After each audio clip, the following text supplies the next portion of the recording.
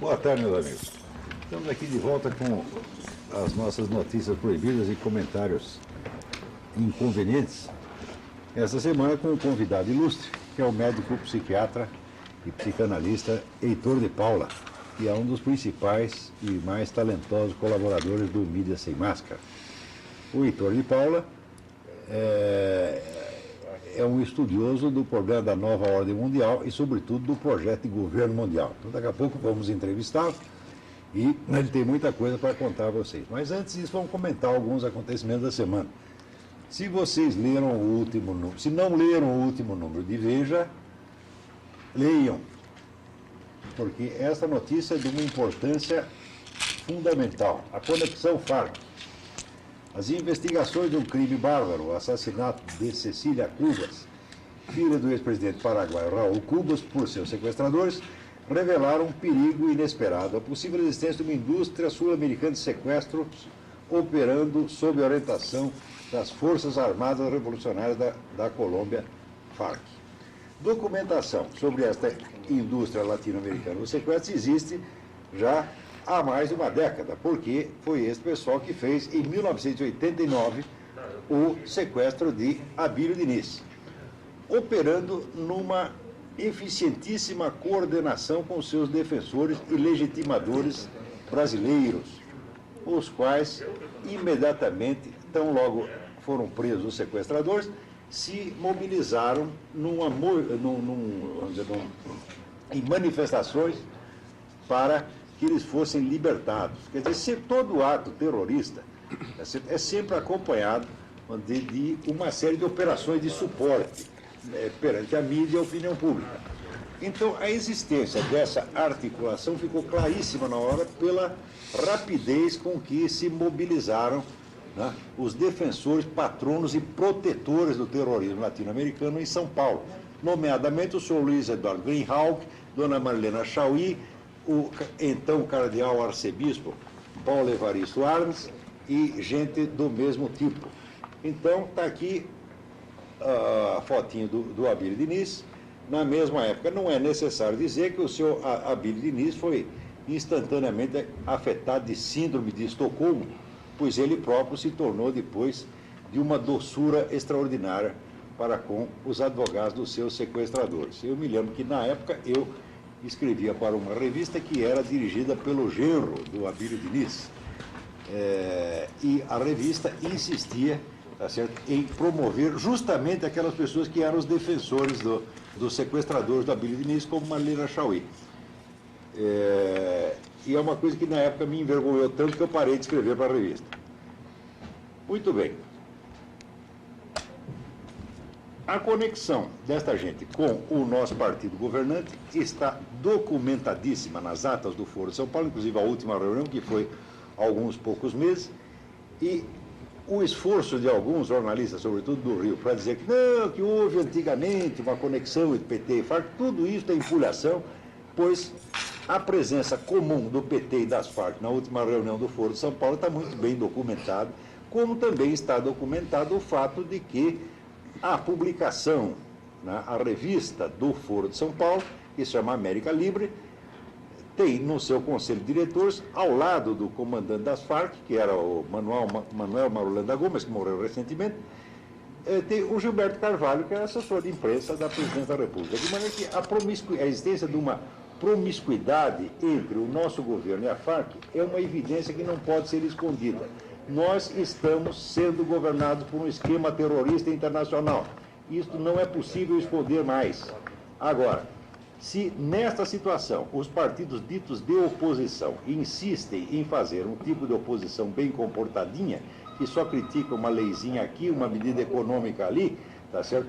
Então o povo brasileiro jamais terá o conhecimento da dimensão do esquema criminoso que nos governa. O Foro São Paulo é um esquema criminoso, é um esquema terrorista, está associado lá dentro, pertence não somente às FARC, mas também o MIR chileno, que participou do sequestro do Washington Oliveto, tá certo? Isto tudo tem que ser esclarecido, isso tudo tem que ser trazido a público.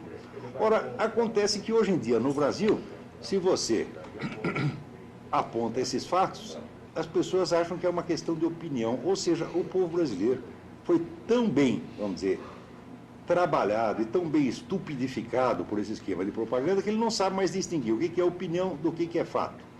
Por exemplo, se saber se uma determinada organização tem ligação com outra ou não, não é uma questão de opinião política, não é para você ser de esquerda ou de direita, isso é uma questão de documento. Quer dizer, se duas organizações emitem uma declaração conjunta e as duas assinam, então é claro que estão associadas, pelo menos naquele ponto. Não há como questionar isso dizendo, não, isso é direitismo. Não, isso não é direitismo nem esquerdismo, isso é simples realidade. Mas a noção de realidade parece que está sendo arrancada da mente do nosso povo, tá certo? Numa espécie de operação hipnótica, para que todas as pessoas se tornem estúpidas e achem que tudo é uma questão de opinião. E daí, naturalmente, aqueles que já estão infectados disso vão dizer, não, você está dizendo isso porque você é artista, etc, etc. Ou seja, antigamente, no tempo que havia pessoas normais, você primeiro tomava conhecimento dos fatos, conhecia os fatos, e a partir daí você criava uma opinião. Hoje é o contrário. Quer dizer, hoje a opinião ela já cria o seu próprio fato, e ninguém mais entende que existem fatos e documentos que são independentes da opinião. Ora, por exemplo, se o senhor tem um processo judicial, se alguém o processa, o senhor processa alguém, o senhor quer que o seu processo seja julgado na base dos fatos e documentos ou da simples opinião, da preferência subjetiva do seu juiz? Isso quer dizer que, no mundo da justiça, dos negócios, da vida prática, etc., nós sabemos o que é fato e o que é opinião, mas na política isso está proibido, tá certo? Então, é muito bom o telespectador estar consciente de que não estamos falando nada disso aqui em função de nenhum programa político ao qual estejamos servindo. Nós não temos planos políticos, nós não somos políticos, não temos a menor ligação com nenhum partido. Para nós, nós desprezamos todos igualmente, tá certo? Porque os partidos atualmente se dividem entre os partidos que são criminosos e os partidos que são omissos e covardes. Nós não queremos conversa com nenhuma dessas pessoas, nem com nenhum movimento político existente ou por existir. Tá certo? A nossa posição aqui é a de jornalistas e estudiosos que tomamos conhecimento de determinados fatos e não nos conformamos de que eles continuem sendo ocultados em função de preferências políticas. Tá certo? O sujeito que quiser, vamos dizer, me subscrever, né, em algum partido ocorrente, ele fará isso por conta própria, tá certo? Sem me consultar. Então, ele pode me botar no partido tal, no outro partido, mas é tudo imaginação dele. Muito bem, falando em fatos, existem alguns fatos já bem antigos, tá certo? Que no Brasil continuam sendo desconhecidos. Um deles, importante, que eu já referi aqui, é a existência no mundo de uma quantidade enorme de pesquisas e de livros, pesquisas universitárias e livros a respeito do movimento comunista internacional que apareceram depois da abertura dos arquivos de Moscou, que é assim, um manancial de documentação como nunca houve na história humana. Então, houve dois historiadores americanos, Harvey Clare e John L. Haynes, que começaram pela Universidade de Yale esta série que se chama Annals of Communism, do qual o primeiro livro foi esse aqui, The Secret World of American Communism. O livro é todo constituído de documentos transcritos e traduzidos frequentemente com facsímile, tá certo? Esses documentos se referem à ligação que havia entre o Partido Comunista Americano e o secreto soviético. E durante muito tempo houve nos Estados Unidos um debate para saber se o Partido Comunista Americano era apenas um partido americano como qualquer outro, que seria herdeiro das tradições de rebeldia americana, ou se seria, vamos dizer, uma agência, um instrumento do serviço secreto soviético. Então, esta última opinião, de que o Partido Comunista era apenas uma ponta de lança do serviço secreto soviético, era a opinião do falecido senador Joe McCarthy, o qual, por isso, foi condenado como se fosse um monstro perseguidor de inocentes. Hoje em dia, com a abertura dos arquivos e com a publicação desta série, não é possível mais ocultar, tá certo, que o Partido Comunista Americano era exatamente o que dizia o Joe McCarthy. Era uma ponta de lança do serviço secreto soviético. Aqui você tem todas as comunicações, todos os bilhetinhos, até os contra-cheques que o pessoal do Partido Comunista Americano recebia. Mas ainda quando o John McCarthy disse que havia 57 comunistas, agentes comunistas infiltrados no governo americano, e foi, vamos dizer, por isso foi rotulado como um promotor de escândalos, na verdade havia mais de 300, e hoje nós temos os nomes e as provas. Mas a prova principal não veio nem do serviço secreto dos arquivos de Moscou. Veio do próprio exército americano. Na época em que houve aquelas discussões a respeito da comissão McCarthy, o exército americano estava começando um projeto de decodificação das comunicações entre a embaixada soviética, tá certo, e o serviço secreto soviético. Aquilo é tudo feito em código, o código é extremamente complicado, e começaram um projeto de decodificação. O governo americano, que era o governo Roosevelt na época, que estava assim, cheinho de comunistas para todo quanto é lado, mandou parar o projeto. Mandou extraoficialmente, quer dizer, quem mandou parar foi a esposa do presidente. Quer dizer, o general que comandava o projeto recebe lá um recado, diz, olha, a senhora Eleanor Roosevelt mandou parar. Tá certo? Então, ele fez que ignorava a ordem e continuou a investigação. Isso levou várias décadas para terminar, vamos dizer, a decodificação das mensagens. E hoje nós temos tudo, e saiu este livro aqui, Herbert Romerstein e Eric Brindle, The Venona Secrets, que vamos dizer, é a decodificação dessas mensagens. Isto aqui é a prova cabal de que tudo aquilo que John McCarthy na época falou era verdade. Mas tudo, mais até do que ele pensava. Ele mesmo não compreendia a dimensão do problema com que ele estava lidando. O John McCarthy, afinal de contas, era apenas um caipirão, não era nenhum muito inteligente, não. Ele estava descobriu aquele problema de infiltração comunista e começou a fazer barulho, mas sem compreender direito o que estava lidando. E acabou se dando muito mal, foi muito inábil, muito burro, né, na época. Veja, hoje se comprova, inclusive, que na mesma época o FBI já tinha essas decodificações em número suficiente para saber que as denúncias do McCarthy eram verdade. Mas acontece que o diretor do FBI, J. Edgar Hoover, não gostava nem um pouco do McCarthy e ele recusou a colaboração que poderia ter mudado o destino da história. Hoje não temos mais nenhum motivo para continuar ocultando estas coisas. No entanto, tão logo divulgados esses documentos, houve imediata mobilização do esquema comunista entre os historiadores americanos, que a American Historical Association é praticamente dominada por essa gente, e não poder mais esconder os fatos, então uma série de operações de amortecimento, tentar disfarçar e atenuar de algum modo. E o debate que se seguiu é então narrado pelos mesmos autores, John L. Haynes e Harvey Clare, nesse livro In Denial, que Denial é negação, quer dizer, as pessoas estão tentando negar o óbvio. Né? Então, ele aqui relata, então, os debates, e você vê como esta tentativa de ocultar o que se passou é totalmente inútil, é trabalho perdido. Não é mais possível esconder esta mancha de batom na cueca que foi a colaboração entre os comunistas americanos e o serviço secreto soviético. Também, outros dois livros importantíssimos, dos quais ninguém nem ouviu falar no Brasil, são os complementos que saíram ao Livro Negro do Comunismo. O Livro Negro do Comunismo, quando saiu na França, houve um debate muito intenso entre os esquerdistas, porque ninguém queria que o livro fosse publicado.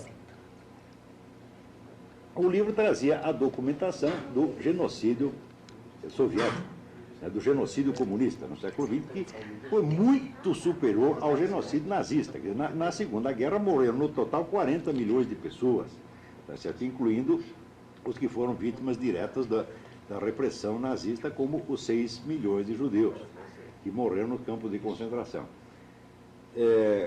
Quando se reuniu a documentação suficiente sobre o regime soviético, fez-se a conta e viu que tinha morrido pelo menos por baixo de 100 milhões de pessoas, quer dizer, mais que 2 vezes o total dos mortos da Segunda Guerra. E a equipe que divulgou isso, sob a direção de Stéphane Courtois, do historiador Stéphane Courtois, era o pessoal que era da esquerda. Quer dizer, a esquerda democrática, mas era a esquerda. E quando publicaram o comunismo, então foi aquele escândalo.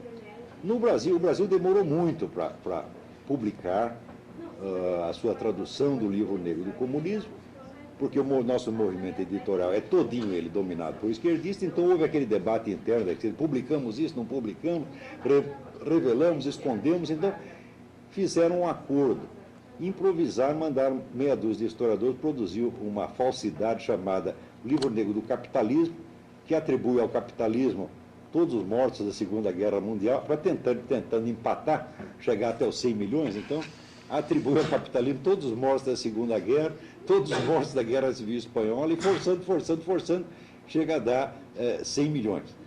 É evidentemente uma fraude, tá certo, na qual se acompliciaram vários historiadores que, a esta altura, estão totalmente desmoralizados. Mas, depois disso, o debate prosseguiu na França, e nem uma palavra a respeito sai no Brasil. Por exemplo, saiu logo em seguida esse complemento do Livro Negro do Comunismo. E o passé faisons table rase. Vamos fazer tábua rasa do passado. Este é um verso do hino do Partido Internacional Comunista. Quer dizer, nós vamos romper com o passado, vamos acabar com o passado. Eles acabaram com o passado, mas não no sentido em que eles diziam, acabaram com o passado histórico. Quer dizer, sumiram com o passado embaixo do tapete. Então, esse livro é o que, quer dizer, complementando o que o Livro Negro do Comunismo documenta sobre o genocídio comunista na União Soviética, tem aqui o complemento sobre o leste europeu, né?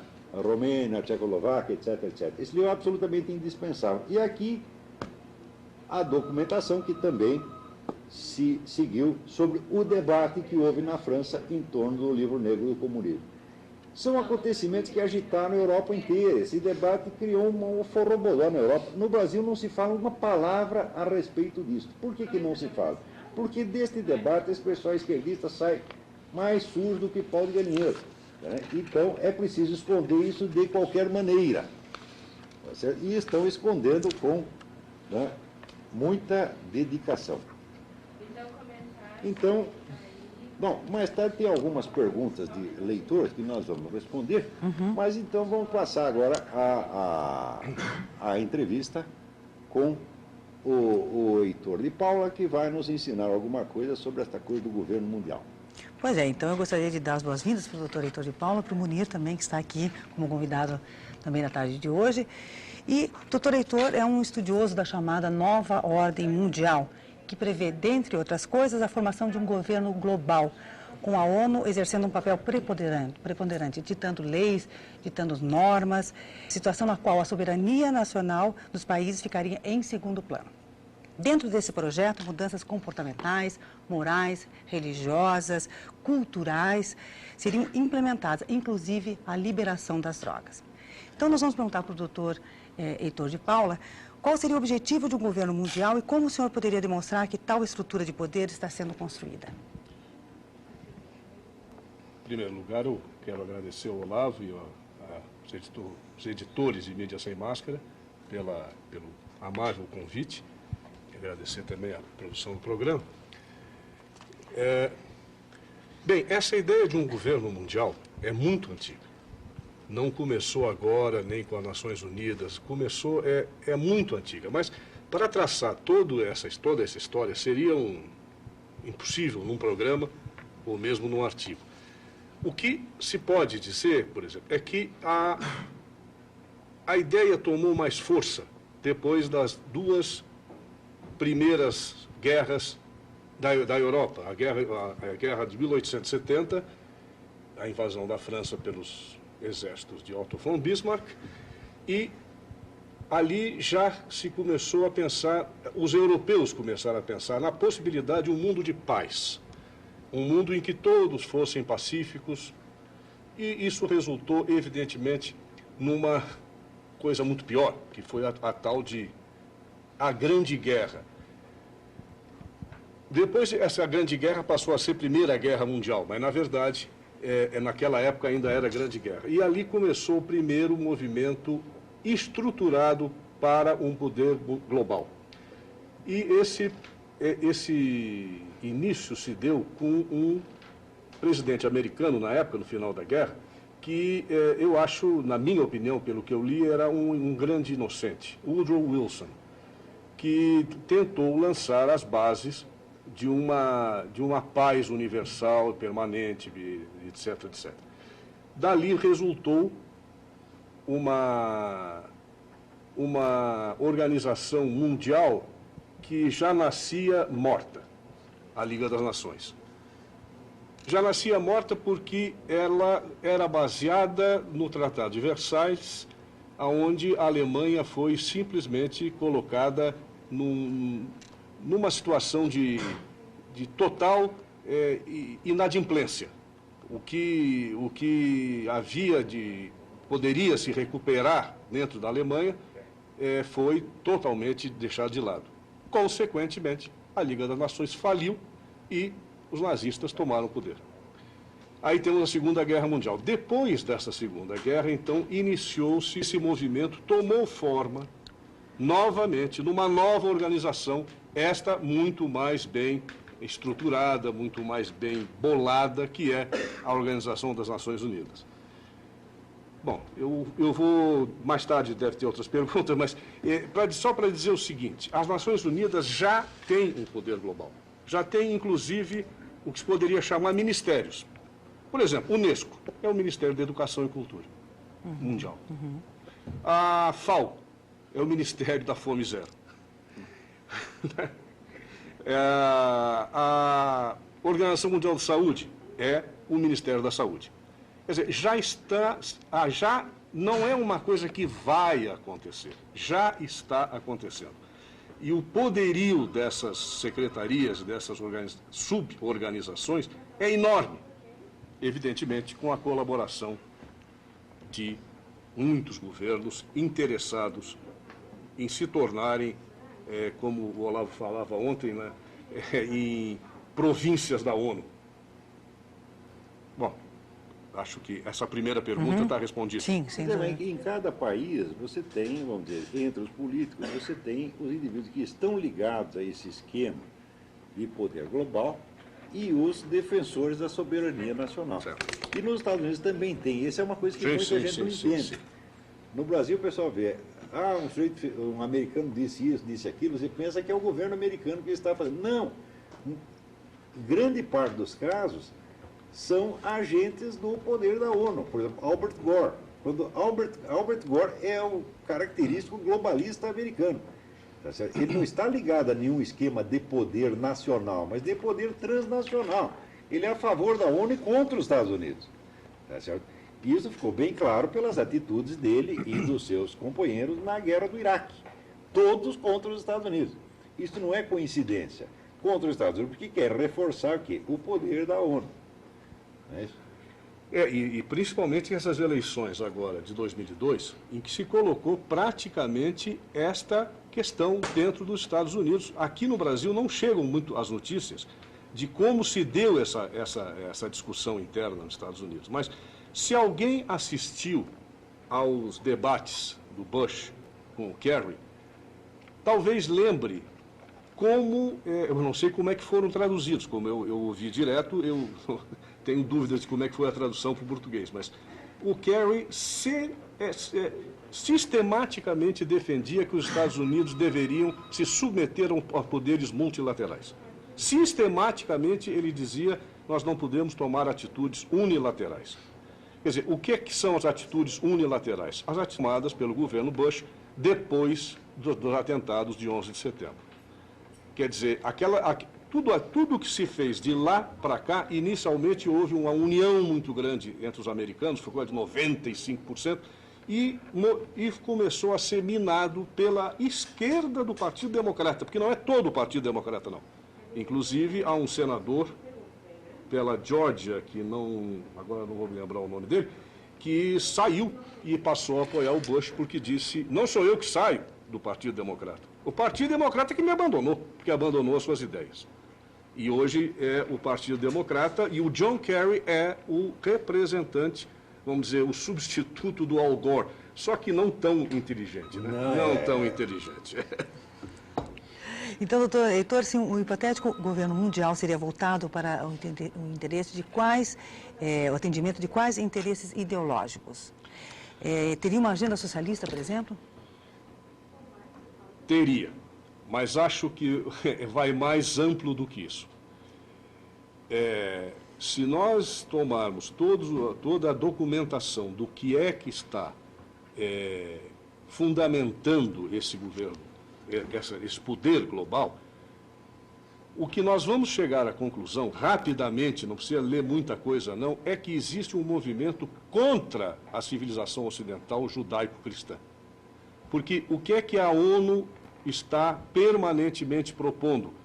Sob a denominação falsa de liberdade religiosa, o que eles estão querendo acabar com tudo que seja originário da civilização judaico-cristã que construiu a civilização ocidental e, principalmente, a liberdade. De modo que, principalmente, o conceito de liberdade individual que se estabeleceu através dos anos na medida em que progredia a civilização ocidental. Então, há um número muito grande de interesses que levam a haver, vamos dizer,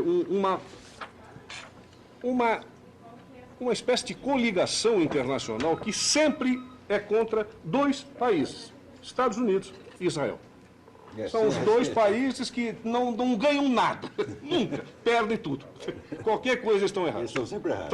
Estão sempre errados. O sujeito vai lá, estoura uma bomba em Tel Aviv, mata 30. Isso aí não é feito só de fora.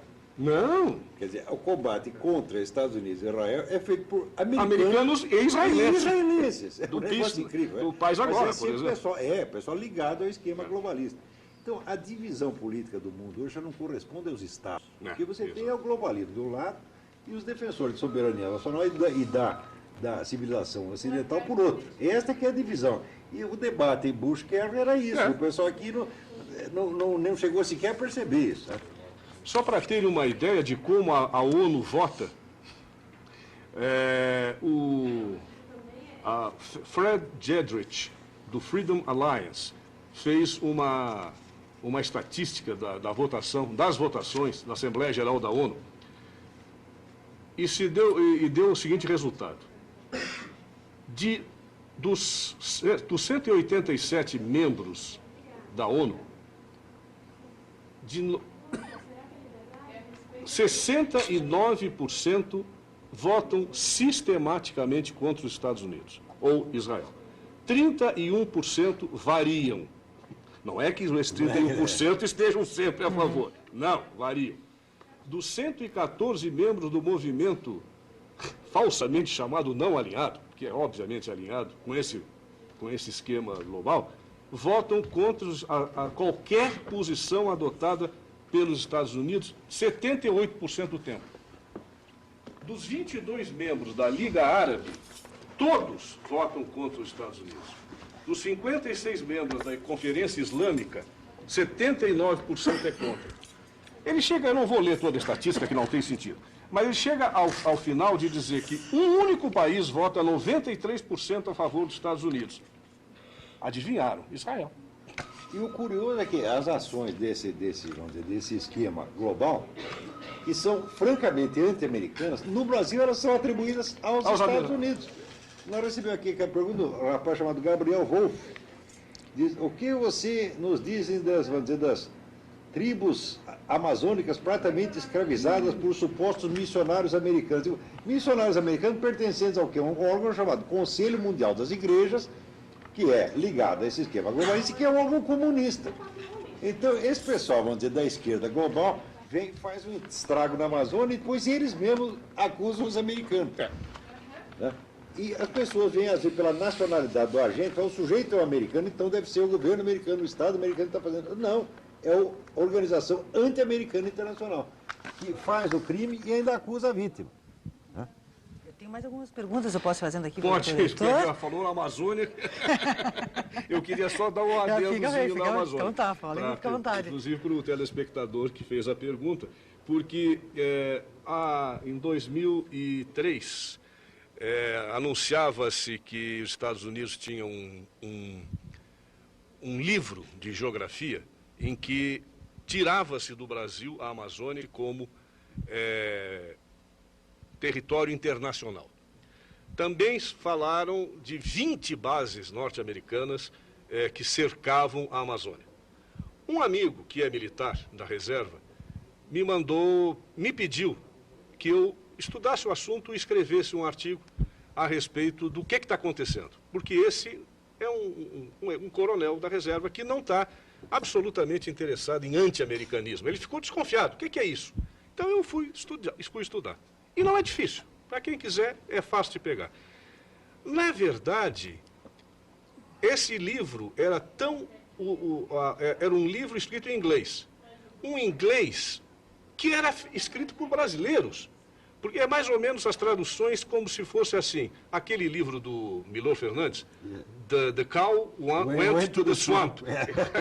A vaca foi para o brejo. É esse tipo de inglês que está lá. Está na cara que nenhum americano... de Catulé do Rocha, ou coisa parecida. E as 20 bases americanas, 18 têm apenas radares para rastrear satélites e também estão sendo realmente utilizadas para rastrear os aviões do narcotráfico, da Bolívia e da Colômbia. Apenas 2 têm poderio bélico. Uma delas fica, eu não me lembro exatamente qual a ilha do Caribe, mas voltada inteiramente para Cuba. Todo o trabalho dela é voltado para a Cuba, as antenas de radar, tudo. Não tem nada a ver com a Amazônia. Agora, não adianta, essa história continua sendo dita que são os americanos. O que interessa lá na Amazônia é que são imensos interesses globalistas, esses mesmos que nós estamos falando aqui, que pretendem doar, pretendem que lhe seja doado, e está sendo, parte da soberania nacional. Para essas organizações não governamentais, muitas delas comandadas pelas elites europeias, incluindo as casas reais, principalmente da Inglaterra. É a favor disso, né? E o nosso governo está cedendo. Eu escrevi naquele primeiro artigo uma coisa que eu tinha lido que talvez acontecesse, que haveria uma organização não governamental interessada nas terras que margeiam a rodovia Cuiabá-Santarém. Não deu outra. É o último projeto do governo brasileiro. Já foram doadas essas terras. Evidentemente que a coisa não é bem feita. É feito assim, não, vamos defender o ambiente, não sei o quê, mas está sendo entregue para organizações europeias e japonesas também.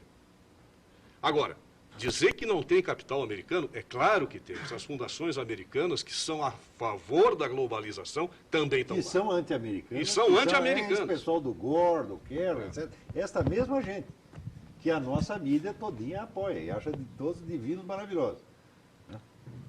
Bom, então, uma pergunta do João Alfredo, do Portão. Ele pergunta se a ideologia da ONU é toda socialista? Não. Não, a ONU... Ela é anticristã. É anticristã e ocidental, ela não é socialista necessariamente. Existem partidos socialistas. Nem se pode dizer que seja socialista, inclusive porque há um número imenso de países islâmicos lá. O que é uma coisa completamente, vamos dizer, insana. Esse grupo a favor da globalização é um grupo tão heterogêneo que eu acho que se eles chegarem a ganhar, eles vão começar a brigar entre eles. Porque não é possível muçulmanos de mão dada com homossexuais, que eles proíbem a homossexualidade lá. Matam! E os homossexuais estão dos lados. É o esquema da revolução desde cima, que explicava o Hermann Rausch. Exatamente. São forças heterogêneas que se juntam só para destruir uma, só para promover a grande reviravolta. E depois se matam umas às outras. É o que está acontecendo agora. Então está todo mundo contra Estados Unidos e Israel. Então é comunista, é islâmico, é casas reais. Etc. É um pessoal que evidentemente não pode se entender no positivo, só vai se entender na destruição. A Rosa do Juvevê, essa é para você, Olavo. Por que o senhor não apresenta o documento que o Lula assinou com as Forças Armadas da Colômbia na época da eleição? Mas já apresentei, meu Deus do céu. Esse foi um dos assuntos da semana passada. Mas como o brasileiro é teimoso. Já me fizeram essa pergunta 40 vezes. Por que o senhor não apresenta o documento? Eu já pus no Mídia Sem Máscara todas as atas do Foro de São Paulo, com todas as declarações assinadas, que foram tiradas do próprio site do Foro de São Paulo, que depois fechou. Tá certo? Eles fecharam para sumir com esses documentos, mas nós publicamos no Mídia Sem Máscara. Então vamos repetir o site do Mídia Sem Máscara? www.mídiasemmáscara.org. Procure lá, estão todos os documentos do Foro de São Paulo. Então a Rosa entra no site do Mídia Sem Máscara, www.mídiasemmáscara.org. E o Roberto do Centro, ele diz o seguinte: sou cristão, será que a liberdade não tem como antítese Ariel Sharon e Bush? Não tem como... Antítese. É isso. Mas o que a que liberdade, é isso? A liberdade não tem como antítese Ariel Sharon e Bush. Meu filho, você é cristão. George Bush é o único governante cristão que existe no mundo. Tá certo? E Sharon é um ortodoxo. É um ortodoxo eleito pelo partidos religiosos, Likud, que o apoia tranquilamente. Eu não entendi a pergunta. Quer dizer, talvez o senhor acha que eles são o anticristo. Então o Cristo deve ser o Yasser Arafat, né? Talvez o Fidel Castro, etc. E o Leandro do Cristo Rei, a ONU pode ser descrita como um organismo multilateral e democrático? Por quê? Daí ele pergunta. Bem, multilateral, sim. Agora, democrático, isso aí é um problema bastante sério. Porque o que é realmente que se pretende dizer com democrático nesse caso? A ONU vota em bloco na Assembleia Geral, que, aliás, a Assembleia Geral não vale coisa nenhuma. A Assembleia Geral da ONU é só para sair no jornal, porque o que resolve tudo dentro da ONU é o Conselho de Segurança. O Conselho de Segurança é o órgão que manda nas Nações Unidas. E lá existem 4 superpotências que têm veto. Nada absolutamente passa se um deles votar contra. A Assembleia Geral pode votar unanimemente a favor. Vai para o Conselho de Segurança, um dos 4, Estados Unidos, Rússia, China, França, são 5. Inglaterra, são 5. Se um deles vota contra, até logo. Acabou, ali mesmo morreu. Então, isto é democrático? Eu acho que não. E outra coisa também que é preciso ver, que quando a Assembleia Geral vota, ela tem um certo peso moral, não um peso decisório, mas tem um peso moral. Agora, qual é a grande maioria dos países que estão na ONU, representados na ONU? 90% não são democracias. Então, como é que pode dizer que um órgão em que se possa votar, vamos dizer, 90 países votaram a favor, 30 países votaram contra. Esses 90 são ditaduras. O que é democracia é isso? A Comissão dos Direitos Humanos está livre. E a Cuba? Líbia e Cuba estão na Comissão de Direitos Humanos. Isso é brincadeira. Mas eu queria voltar um pouco atrás para dizer, a ONU já nasceu também falida, já nasceu de uma mentira, porque sua Declaração dos Direitos do Homem foram assinadas por países que jamais defenderam os direitos do homem e jamais pretendiam defender. Inclusive o membro fundador, União das Repúblicas Socialistas Soviéticas, na época nas mãos do pior ditador que o mundo já teve, Joseph Stalin. Quer dizer, este cara assinou a Declaração dos Direitos Humanos. Para que vale isso? É papel de lixo, papel higiênico, não vale nada. Agora eu tenho uma perguntinha aqui, na verdade um comentário, uma pergunta do João Alberto para o Munir. Caro Munir, o seu programa com excelente pugina estava ótimo, parabéns pela clareza e por sua fina ironia. Mas escrevo para tirar uma dúvida. É bastante difundida a análise que coloca os Estados Unidos como vilões e golpistas por terem rompido em 71 o acordo de Bretton Woods. Pergunto, no seu entender, o que de fato significou este rompimento e quais os prejuízos causados aos demais países, quais as consequências desse fato? Bom, então, muito obrigado pelos comentários amáveis. Olha, em 71 os Estados Unidos saíram do padrão ouro. Eu lembro que foi o primeiro fato econômico que eu acompanhei assim na minha vida depois assim de jovem assim. E o que é que significa romper com o padrão ouro? Era aceitar a inevitabilidade do fato de que não é possível, por razões operacionais, práticas, existir uma ligação concreta, direta, entre a quantidade de moeda e uma respectiva base de sustentação para isso, seja ouro, seja duas moedas, o que quer que seja. Então, na prática, o que aconteceu foi que o general Charles Pompidou, antes de 71, as notas de dólar traziam escrito sobre elas o seguinte, diz assim, o valor equivalente a este valor aqui pode ser resgatado em dólar no governo do Tesouro Americano. Então, o Charles Pompidou, o Georges Pompidou, tá, que era um sujeito assim, da linha do De Gaulle, e era um provocateur, né, no sentido de que eles todos vinham os Estados Unidos assim com uma certa desconfiança, resolveu testar. Encheu um avião de dinheiro e mandou para os Estados Unidos para ver se o pessoal pagava mesmo. Como os americanos perceberam que iam fazer isso de vez em quando, resolveram, então, desistir do padrão ouro. Então, hoje você não tem mais marcado nas notas de dólar que aquele valor é resgatável em metais preciosos, no caso, ouro. Então, na prática mesmo, não dá para fazer. Você não consegue fazer uma economia funcionar, porque os estoques de ouro são muito flutuantes, eles variam conforme a intensidade de mineração, por exemplo, e aprendeu-se que se podia fazer a mesma coisa, ou seja, você podia continuar tendo uma moeda com estabilidade, como é o caso hoje de muitas e muitas moedas, sem que isso fosse necessariamente por meio de um lastro em natura, em alguma coisa que tivesse uma existência física concreta tridimensional. Então, como é possível manter uma economia funcionando hoje sem inflação, sem que haja esse lastro? Na verdade, o padrão ouro, de certo modo, obsoleceu em todos os lugares. Ele tinha sentido, e há muita gente que é saudosista dele, é claro, quando as economias eram muito menores, por exemplo. Mas hoje em dia não é mais possível fazer isso. E você, na prática, consegue os mesmos efeitos sem nenhum lastro. Não sei se você reparou, se os ouvintes repararam, mas, de certo modo, a inflação acabou no mundo. Não há mais países do mundo com inflação grande. Quando algum país tem inflação grande, estamos falando aí de 14%, 15% ao ano. E quase sempre são países conflagrados, países submetidos a desastres ou a guerras. E a inflação desapareceu por causa do fenômeno chamado globalização, que entre os seus efeitos positivos tem esse. Na hora em que os mercados ficam mais interligados, decresce o potencial de repasse de inflação para os preços, de modo que no mundo inteiro a inflação deixou de existir, sumiu, e hoje ela só aconteceria numa situação muito especial ou de muita desordem econômica.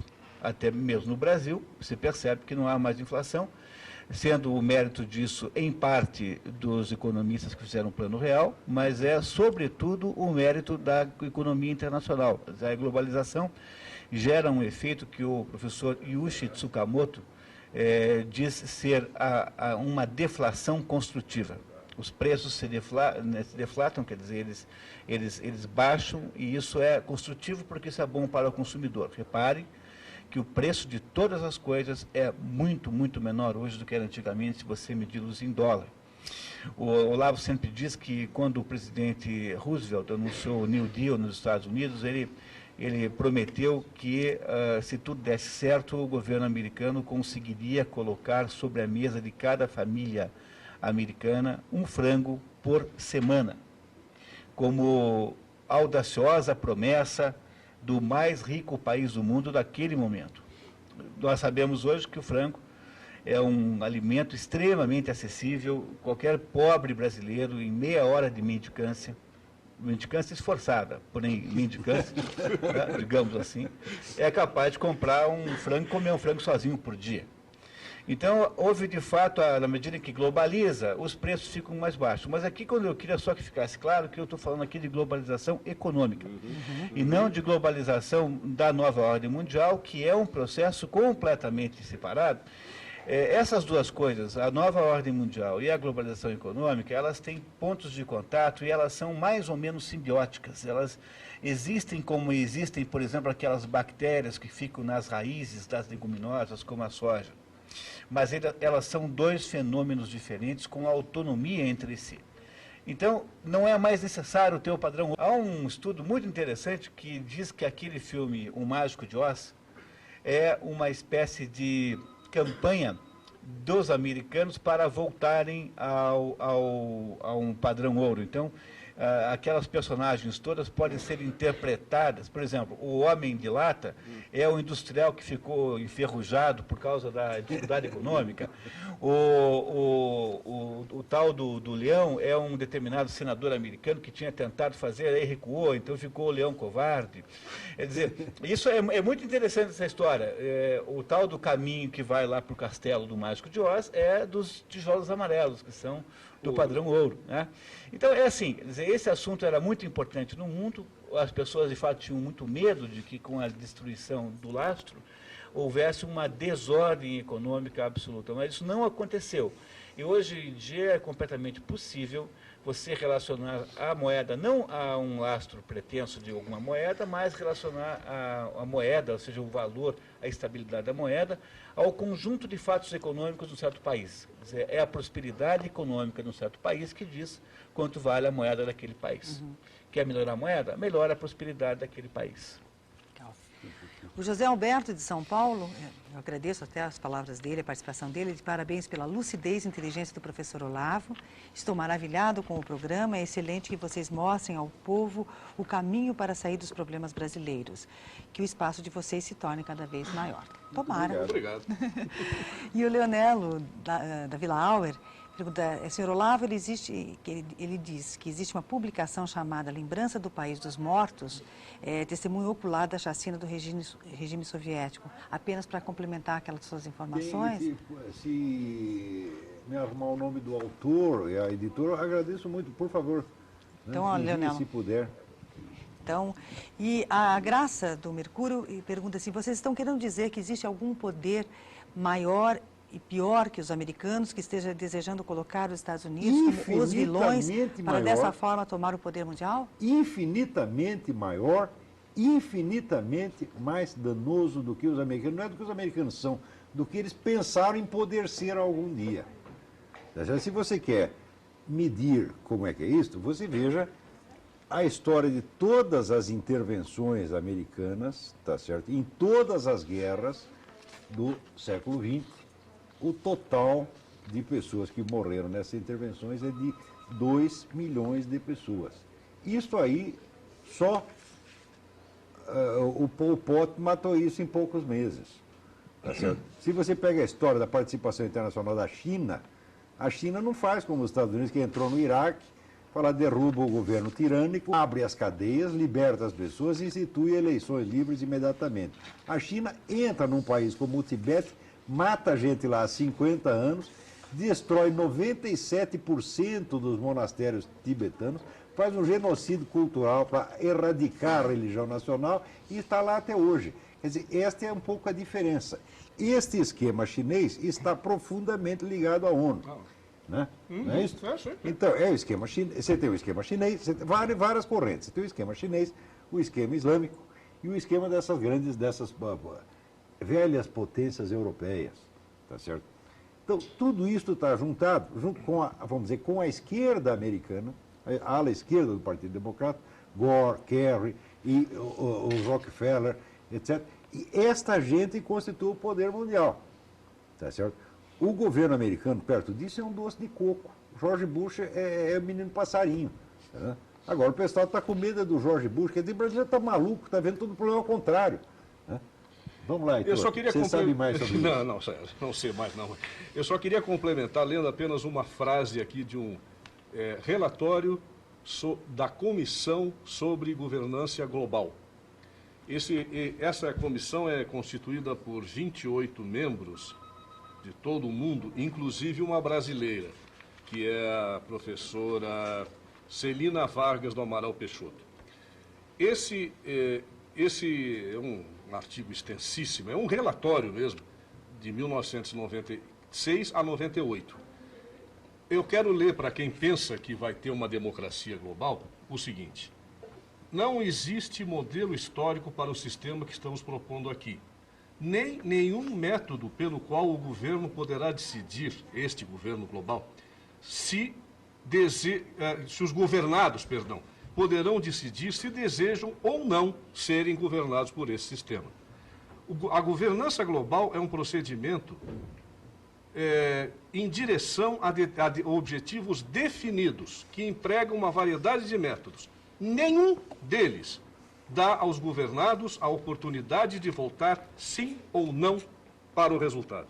Então, quem acha que nós vamos... Não vai ser consultado. Nós vamos ter uma sociedade como foi a descrita por Orwell, em 1984, ou, pior ainda, acho eu, sei lá, pelo Aldous Huxley em Brave New World. Quer dizer, não se vai se perguntar. Agora, que as pessoas acham que este poder global vai ser democrático. Eles estão dizendo que não. Isso aqui não é uma reportagem, é um relatório assinado por essa comissão inteira. E este esquema, como ele vem, assim, pelo menos desde os anos 60, ele tem planos muito complexos para ir nos vários países as mudanças históricas, culturais, educacionais, legislativas necessárias para que tudo convirja na direção do governo global. Essas medidas vão sendo introduzidas, tá certo, separadamente, mas de modo a dar um efeito total em seguida. A população atingida não entende o que está acontecendo porque não percebe a ligação entre uma coisa e outra e não sabe qual foi a fonte comum dos planos. Por exemplo, um determinado governo brasileiro adota, sei lá, medidas educacionais X, X e Y. Por exemplo, daqui a educação politicamente correta, etc, etc. Ao mesmo tempo que o Ministério da Saúde lança lá a campanha, sei lá, antitabagística. Aparentemente não tem nada a ver uma coisa com outra. Quando você vai ver, veio da mesma fonte. E as modificações, vamos dizer, sociais visadas, são muitíssimo bem calculadas. Por exemplo, se você vai ver por que o senhor Jorge Soros subsidia campanhas antitabagísticas e campanhas pela liberação das drogas pesadas. Trocar o vício do mundo, quer dizer, você proibir o tabaco, tá certo? E liberar cocaína e maconha, isso faz parte deste plano. E isso está sendo aplicado no mundo há quase 40 anos. Isso tudo com uma velocidade impressionante, de tal modo que a população não consiga acompanhar. Nos Estados Unidos ainda consegue, se publica muita coisa, se debate, porque tudo isto, vamos dizer, depende de você ter a documentação. No Brasil não tem nada. Isto aqui é um país de trouxas. Nós estamos sendo feitos de trouxas por uma elite de 3 mil pessoas que se chama classe jornalística. Tá certo? A classe jornalística aqui não é mais de 3 ou 4 mil pessoas, todas elas profundamente identificadas com esse esquema, todas elas profundamente decididas a divulgar o que o esquema global quiser divulgar e esconder o que ele quiser esconder. Servem a isso, vamos dizer, insistentemente, diariamente. Servem a isso e não à sua consciência jornalística. Porque se tivessem consciência jornalística, todos esses assuntos que nós estamos levantando aqui já estariam sendo discutidos em público há mais de 20 anos, como são nos Estados Unidos. Além disso, além do programa das drogas, que parece que virão perguntas, que eu fui convidado, inclusive, para isso também. Nós temos aí. O Heitor, deixa eu dar uma andada aqui. O Heitor é um dos representantes nacionais no brasileiro de uma organização chamada Drug Watch International, que é uma organização de combate ao consumo e comércio de drogas, e é uma organização que se caracteriza eminentemente por não aceitar nenhum dinheiro de governo nenhum. Então não tem compromisso com isso aí, é inteiramente privado. Além disso, que nós vamos falar um pouco mais depois, tem também a campanha do desarmamento. É isso. Essa também é a mesma fonte. A fonte é exatamente a mesma. O desarmamento civil, ele parece assim que surgiu aqui no Brasil uma ideia de que a violência está gerando muitas mortes, então alguém teve a ideia, não é nada disso, está tudo planejado, tudo escrito. Há muitos anos que isso está escrito. E o que acontece? A mídia, de maneira geral, como o Olavo falou, esses dias eu li uma coisa assim, uma manchete de jornal. A violência aumentou. Bom, acho que o lógico seria concluir, para qualquer pessoa que conhece causa e efeito, seria dizer, bom, se aumentou a violência depois do desarmamento, então a causa é o desarmamento. Não, foi apresentado assim, apesar do desarmamento, vírgula, violência aumentou. O desarmamento falta de civil isso, não aumenta pensam? a violência necessariamente. Isso é a coisa mais óbvia do mundo. Né? Agora, de todos esses esquemas, sempre são planos que vêm desta elite da ONU, tá certo? Com muitos anos de antecedência. E quando são aplicados, não são discutidas com conhecimento da sua fonte. A fonte é ocultada. Ninguém sabe de onde isso veio. Tá certo? E sempre assim, a ideia de você criar um risco imaginário para deixar todo mundo com medo de alguma coisa e em seguida você oferecer um socorro contra essa coisa. Começa com essa maldita campanha antitabagística, que a ONU divulga o seguinte. Para entender como é que a ONU faz, você precisa comparar o que ela coloca nas publicações de propaganda e o que ela coloca nas publicações técnicas que, teoricamente, embasam esta propaganda. Quando você compara uma coisa com outra, você vê que existe uma empulhação sistemática. Por exemplo, no mundo inteiro se alardeia. Morrem 400 mil fumantes por ano nos Estados Unidos. É verdade que eles morrem, mas quando você vai ver a publicação técnica, informa que eles morrem com a média de idade de 72 anos, a qual é superior à média de idade de morte da população civil, que é 40, população geral, que é 71. Então você cria um risco, cuidado com o cigarro, vocês vão morrer, olha, tem lá um sujeito fumando a 50 metros de distância, você vai morrer de câncer porque você é fumante passivo e tal. E com isso se cria uma comedeira de dinheiro que é uma coisa absolutamente fantástica. E pior, a comedeira de dinheiro é disfarçada, é camuflada, como se a campanha antitabagística fosse o Davi e a indústria tabagística é o Golias. E olha, se você pegar só uma fundação antitabagística, financiada pela Johnson & Johnson, tá certo? Ela ganha mais dinheiro do que a Philip Morris ou a nossa Souza Cruz. Tá certo? E sem você contar toda a verba que vai para a ONU, tá certo? Toda a verba da indústria, porque a grande interessada, o grande suporte da campanha tabagística é a indústria farmacêutica americana, a qual é quem? É Rockefeller, a qual é esquema globalista e a qual é a esquerda do Partido Democrático anti-americano. Tá e certo? a qual também também são os laboratórios holandeses que são Exatamente, maiores produtores exatamente. de êxtase do Exatamente, mundo. É produzido na exatamente. Holanda, só que não fica lá, é vendido. Olha, antitabagismo e tráfico de drogas estão assim, tá certo? E uma pessoa, se vocês querem compreender a conexão, estude a vida e obra de Jorge Soros, vocês vão entender tudo.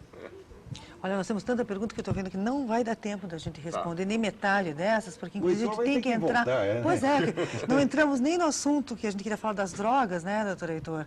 Então, Vamos lá, vamos falar disso aí. das drogas, vamos falar um pouquinho das drogas. Essas aqui vamos deixar para uma outra hora a gente responder, né? Se der Porque tempo. Lamento muito, eu gostaria de responder vamos ver se todas. dá tempo, mais tarde está complicado. O que o senhor acha da liberalização das drogas? Quais drogas deveriam ser liberadas? Nenhuma. Inclusive, eu vou começar pegando aqui do que o Olavo falou, a campanha antitabagista, e também agora começou a campanha contra as bebidas alcoólicas. Eu agora vou dizer uma teoria minha, não ouvi isso escrito em lugar nenhum, mas como eu trabalho na área, e trabalhei não muitos anos realmente diretamente com drogaditos, não muitos, porque é muito difícil trabalhar, cansa muito, eu formulo uma teoria minha. Essa não tem fonte. Fonte sou eu. A campanha, sabe-se que o cigarro e o álcool são ansiolíticos. Diminuem a ansiedade. Eu fumei, eu parei de fumar há 11 anos. Fumei, mas não sou antitabagista, não. Pelo contrário, adoro o cheirinho de cigarro. Fumante passivo eu continuo sendo de propósito. Agora, são duas substâncias que dão uma certa alívio da ansiedade. O que é que acontece? Para introduzir substâncias mais fortes, temos que combater estas. Porque combatendo estas, a angústia da população vai aumentar e aí nós entramos... É um cálculo que eles fazem mesmo. Eu acho, o essa teoria minha. raciocina exatamente assim. E aí entram, então, e começam a dar uma série de respostas dizendo que a maconha não faz mal. Bom, se eu for trazer aqui todos os relatórios que eu tenho, e que é fácil de acessar na internet, é facílimo, eu não teria tempo nem para a minha impressora ia fundir para imprimir todos. Então eu tenho 2 aqui só. Um da British Lung Foundation, Impacto da Cannabis na Saúde Respiratória. Destrói pulmões e o cérebro. É uma das maiores causas de abandono escolar, é a maconha. É uma das maiores causas de lesões neuronais sérias. E um outro relatório que eu tenho aqui, Research Report da National Institute of Drug Abuse. Doutor, só fala um pouquinho mais próximo ao microfone. Da Institute of Drug Abuse, que é marihuana. É um estudo o estudo completo sobre o que é a marihuana, que tem como substância básica o THC, que é extremamente lesivo ao cérebro, aos pulmões, aos rins, a todo o corpo humano. Mas é usada também para o tratamento de algumas doenças ou não? Isso era bom, mas acontece o seguinte, o THC, peraí, é diferente. Pois até estricnina. Mas o que eu quero dizer é que algumas pessoas defendem que a maconha faz menos mal que o cigarro. Não, isso é coisa de... Isso é mentira, isso é mentira. Mas é mentira, isso é uma mentira. coisa sórdida. Eu não tenho como provar, mas tenho vários relatórios. Agora, essa questão do medicamento, é preciso colocar as coisas nos seus devidos lugares. É o seguinte... Um dos elementos básicos de muitos medicamentos, é o veneno da jararaca. Sim. São os componentes da Botrops jararaca, que é o veneno da jararaca. Agora, você recomendaria que alguém seja mordido por jararaca para ficar curado de alguma coisa? Não. O que se pega é aquilo em doses medicinais. Sim. Então, se o THC pode ser usado em doses medicinais, é uma coisa. Então, um baseadinho por dia também não faz mal? É isso? Seria isso? Faz. O raciocínio é esse, mas faz. Não, porque faz mais. Primeiro cigarro de maconha que você fumar, você já ficou um pouco... Olha aqui, tem outra coisa. Tem mais uma coisa que eles estão dizendo. O papel... Olha lá, como é que a gente fica com o cigarro lá? O quê? Como é que a gente fica com o cigarro? O cigarro, ao contrário. O cigarro protege o cérebro. Você sabe que não existe fumante doente de Alzheimer? É? Olha, avô. Sério? Não. Essa campanha, a campanha tabagística é tão imensamente cínica e mentirosa. Sim, mas ela vai atacar os outros órgãos de uma maneira também... Mas ataque, você pode morrer então. Você morre aos 72 anos. Como, vamos dizer, esses 400 mil fumantes americanos. Então, mas voltando... Não há nenhuma prova de que o risco para a saúde seja significativo, tá certo, com o fumo, de que o fumante seja em maior risco do que a média da população.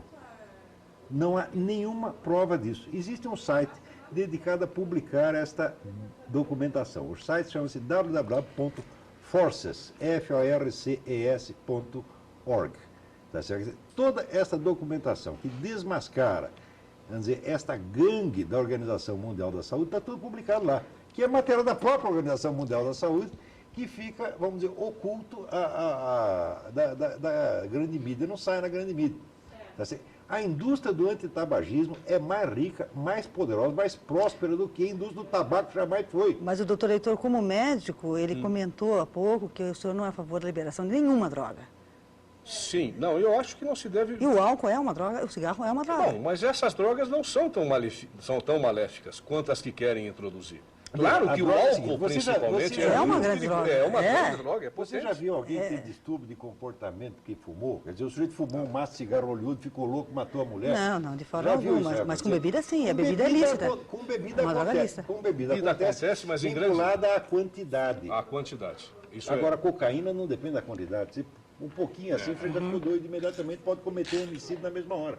Olha, eu tive uma experiência psiquiátrica bastante vasta, que eu comecei antes de me formar no Sanatório Espírita de Pelotas, onde eu me formei lá, e fiquei 3 anos internado.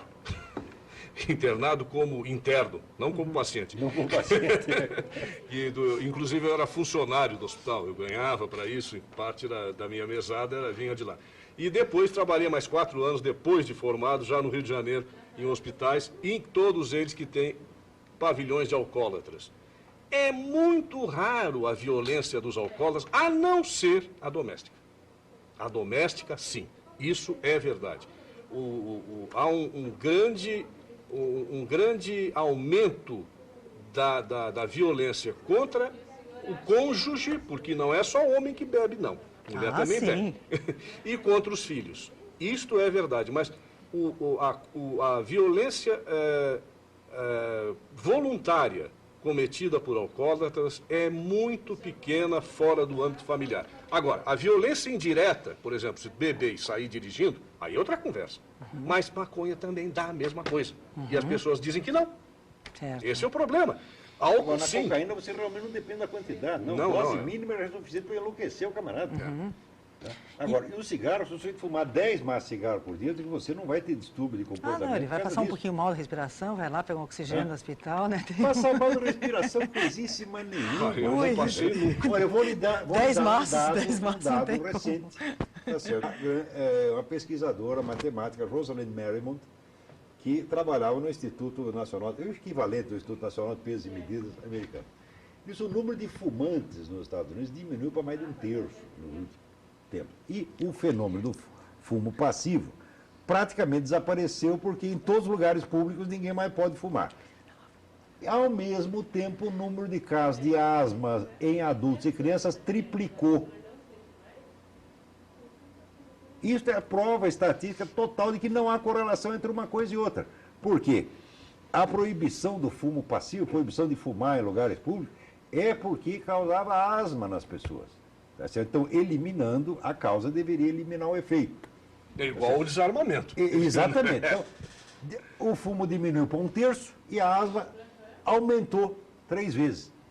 Isto, publicação da própria Organização Mundial da Saúde, só que ela não alardeia isso, ela não põe isso no cartaz. E o nosso Ministério da Saúde também não põe isso no cartaz, tá certo? Ele esconde publicação técnica.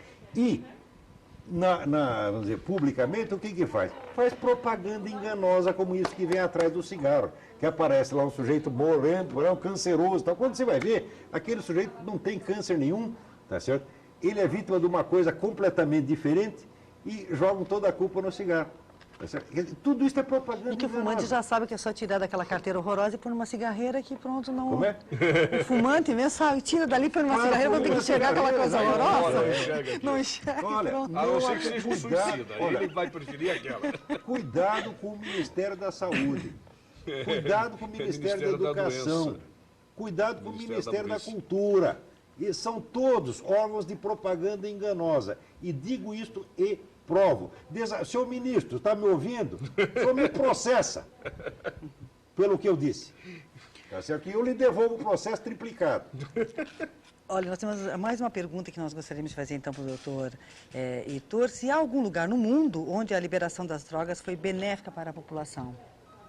Não. E, inclusive, um dos lugares do mundo em que se alardeia que isso aconteceu é a Holanda. A Holanda, eu até posso falar de experiência pessoal como turista. Eu estive na Holanda em 93, em Amsterdã, era tudo liberado, as drogas eram liberadas dentro dos cafés, não era na rua, não podia vender, mas o que se percebia lá, e isso eu percebi, e hoje em dia, quando eu leio os relatórios, eu vejo que é certo, do lado de fora dos cafés só podia vender maconha. Do lado de fora dos cafés, o tráfico de cocaína, o tráfico de heroína era imenso. Do lado de fora, os caras vendiam ali. E uma coisa, era um lixo de cidade, era um lixo. Amsterdã fedia. Em frente ao Palácio da Rainha, que é onde fica a Damplatz, é aquela famosa praça em que todo mundo drogado, atirar. E era assim mesmo. Bom, voltei lá em 2002, depois que eles voltaram atrás, porque a Holanda voltou atrás e ninguém diz. A Holanda está novamente restringindo o uso de drogas, não pode fazer, vamos dizer, diretamente proibir de vez, inclusive porque os laboratórios holandeses fabricam êxtase. Agora, é outra cidade. É uma cidade limpa. E não está totalmente proibido, não. Mas simplesmente houve uma maior repressão dos lugares aonde pode se fumar. E existem N relatórios também. Um deles eu tenho aqui de Larry Collins, que fez um estudo de todo o período em que foi liberado as drogas na Holanda e concluiu que a coisa piorou muito, inclusive a criminalidade aumentou assustadoramente, que é o que fez o parlamento começar a restringir novamente. Porque lá eles se deram conta de causa e efeito. Aqui não, aqui o cara diz que tirou as armas, aí piorou a violência, apesar de... Não, lá eles se deram conta, é isto. Olha, recebemos aqui um comentário do Dr. Luiz Ribas, né, professor de medicina da Universidade Federal do Paraná, que ele disse o seguinte: nos dias de hoje é um absurdo que alguém diga na mídia, nesse horário, que cigarros não fazem mal.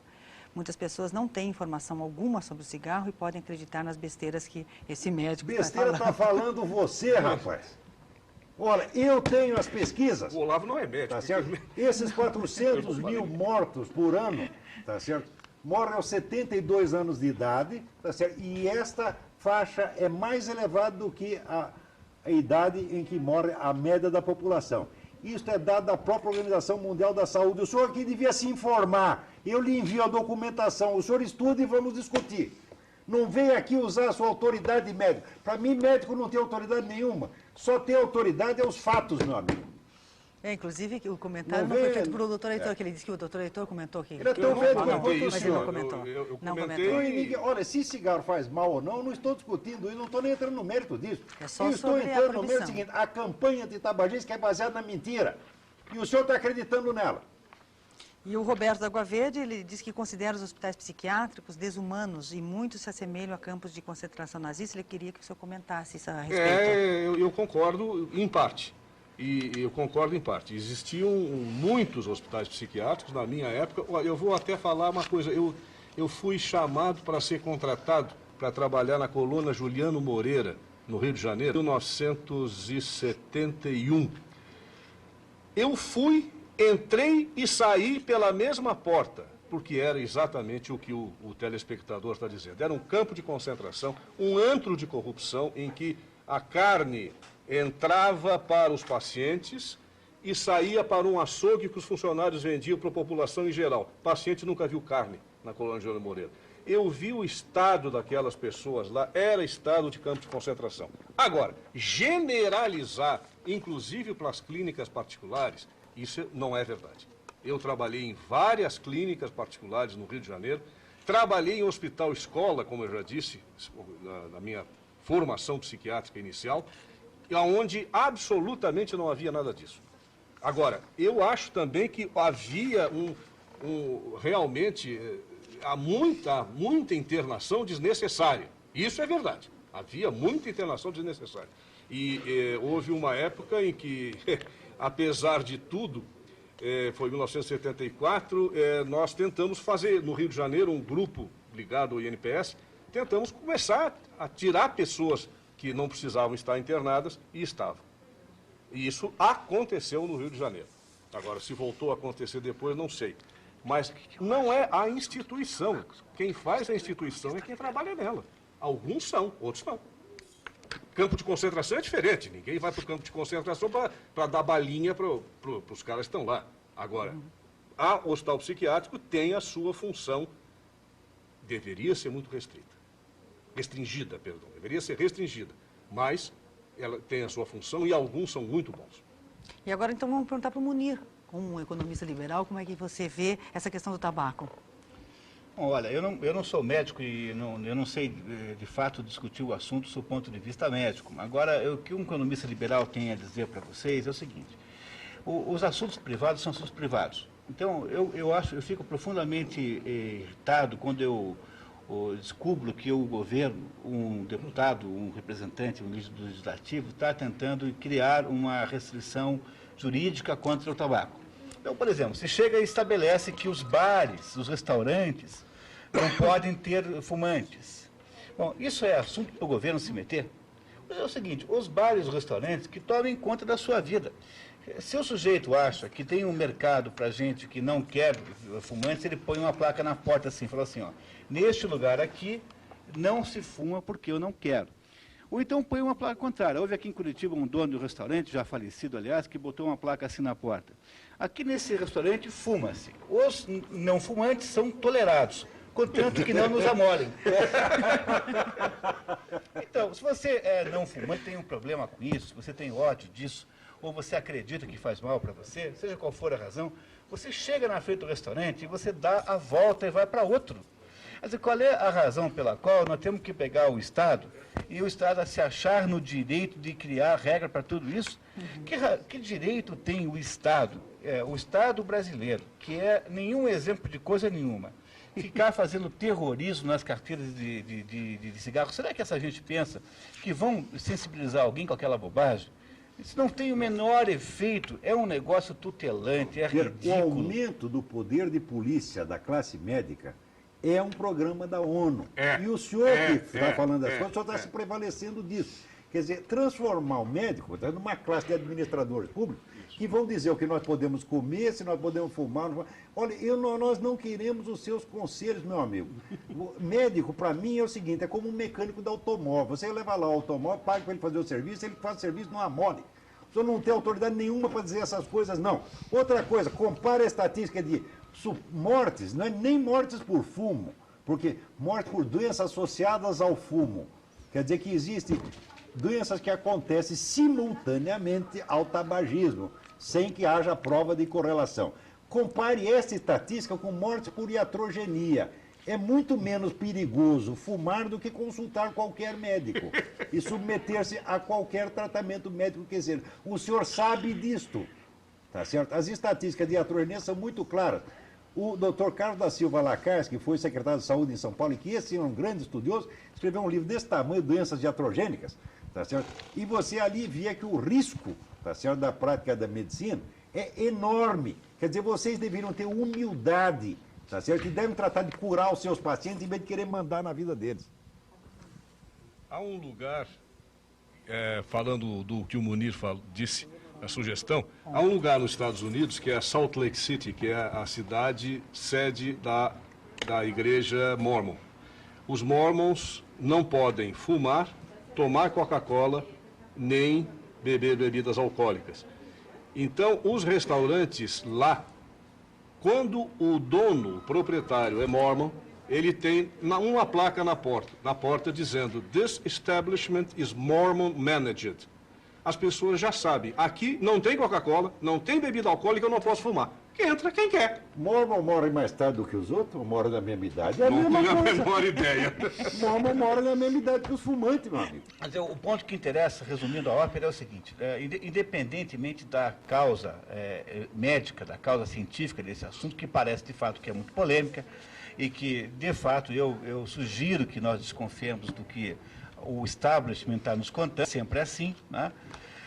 Eu acho que há um princípio fundamental que devia estar atendido antes, que é o Estado não ter o direito de interferir em questões privadas. Então, se alguém não fuma ou não bebe porque a sua religião o impede, e essa é uma decisão de consciência e você faz voluntariamente, pois essa é a sua vida, faça o que quiser com ela. Agora, o que não pode é o Estado legislar sobre as consciências, porque isso é o que nós estamos fazendo. Quer dizer, isso é uma aproximação crescente de um totalitarismo em que o Estado estabelece um padrão de comportamento, um padrão de pensamento, um padrão de raciocínio, um padrão de existência do ser humano, e nós todos vamos ter que entrar nele. Eu acho que esse é o ponto escandalosamente aqui ruim, porque se nós não tivéssemos dado ao Estado esse direito todo, uma boa parte dessas conspirações não teriam possibilidade de serem implementadas.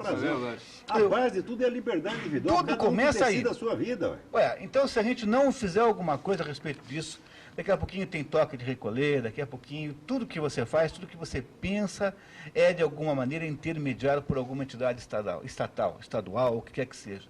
O governador do estado não quer que as pessoas não possam plantar soja transgênica, porque alguém, na cabeça do governador, ele decidiu que não se pode ter soja transgênica no Paraná. Ora, O fato de que é possível levar a sério uma coisa dessa, quer dizer que a decisão de plantar soja transgênica ou convencional, que é uma decisão do agricultor, é uma decisão de liberdade econômica, possa ser de alguma maneira restringida, esse é o fato escandaloso maior de todos. Portanto, eu acho que a gente tinha que, em última análise, pensar em limitar radicalmente, profundamente, a possibilidade legislativa. Quer dizer, sobre o que é possível legislar. Tem que estabelecer limitações gigantescas. Olha, eu acho que quem faz mesmo mal à saúde é o governo. É isso mesmo. O governo é que faz mal à saúde. Mesmo. E se a gente não der um jeito nisso... O Ministério da Saúde, sobretudo. Pois é. Tá. Então, eu sugiro que a gente faça o contrário. Então, comece a botar limitações no governo e não na sociedade. Porque o Brasil precisa, na verdade, de um choque de liberdade e não um choque de restrições. Brilhante, maravilhoso. Esse é o esse ponto. mesmo. Bom, é um assunto realmente que aqui o Olavo mexeu com um monte de... A Joana Dalto aqui diz que é um desserviço para a população o senhor Olavo fazer apologia a favor do cigarro, indo contra opiniões médicas. Fazem esses médicos e a senhora. Caindo por terra todas as opiniões políticas e econômicas ditas até agora. Ainda bem que tem um psiquiatra ao seu lado. O psiquiatra está concordando Sim. comigo. O psiquiatra está concordando comigo. Estou concordando. E nós achamos que a senhora não está muito boa da cabeça, ela está muito Bom, assustada. eu não me meto de dizer esse pouco. Ora, mas eu digo, Às vezes, a senhora está muito assustada pela propaganda tabagista. A senhora leu algum desses documentos a que eu estou me referindo? Nenhum. A senhora não sabe coisíssima nenhuma a respeito. A senhora leu alguma coisa sobre doenças iatrogênicas? Não. A senhora confrontou as estatísticas de morte por doenças associadas ao fumo com morte por iatrogenia? Não. Então não dê palpite, minha senhora. E o que eu estou discutindo aqui não é uma questão médica, não. Isso é uma questão sociológica e estatística. Tá certo? Não tem nada a ver com a questão médica. Porque perguntar se cigarro faz mal? Claro que cigarro faz mal, feijoada faz mal, vinho faz mal, água faz mal. Tudo tem um coeficiente de risco. Tá certo? Agora, quando você vai medir este coeficiente, você vê que ele é infinitamente menor do que estão dizendo, tá certo? E você vai ver que existem poderosíssimos interesses econômicos, burocráticos e políticos sustentando esta campanha anti-tabagista, sustentando na base de mentiras. Eu tenho as provas de que esta campanha é baseada em mentira, tá certo? Vamos publicar com o tempo todos esses documentos no Mídia Sem Máscara, uma parte já vem saindo, tá certo? Mas isto é escondido, por quê?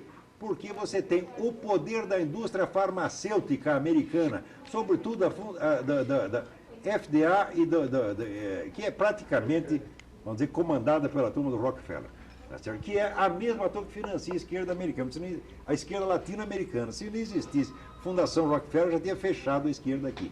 E vocês estão todos, tá certo? E sendo manipulados por essas coisas, e não tem sequer a iniciativa de examinar. E quando nós sugerimos que você deveria examinar os documentos, a reação já é essa, absolutamente irracional, tá certo? Quase psicótica. Tá certo? Porque a pessoa ter tanto medo assim, de uma simples sugestão de que examine os fatos, não é uma coisa normal, minha senhora. Vamos pedir a vinheta para São Paulo? Vamos. Então, pode ser.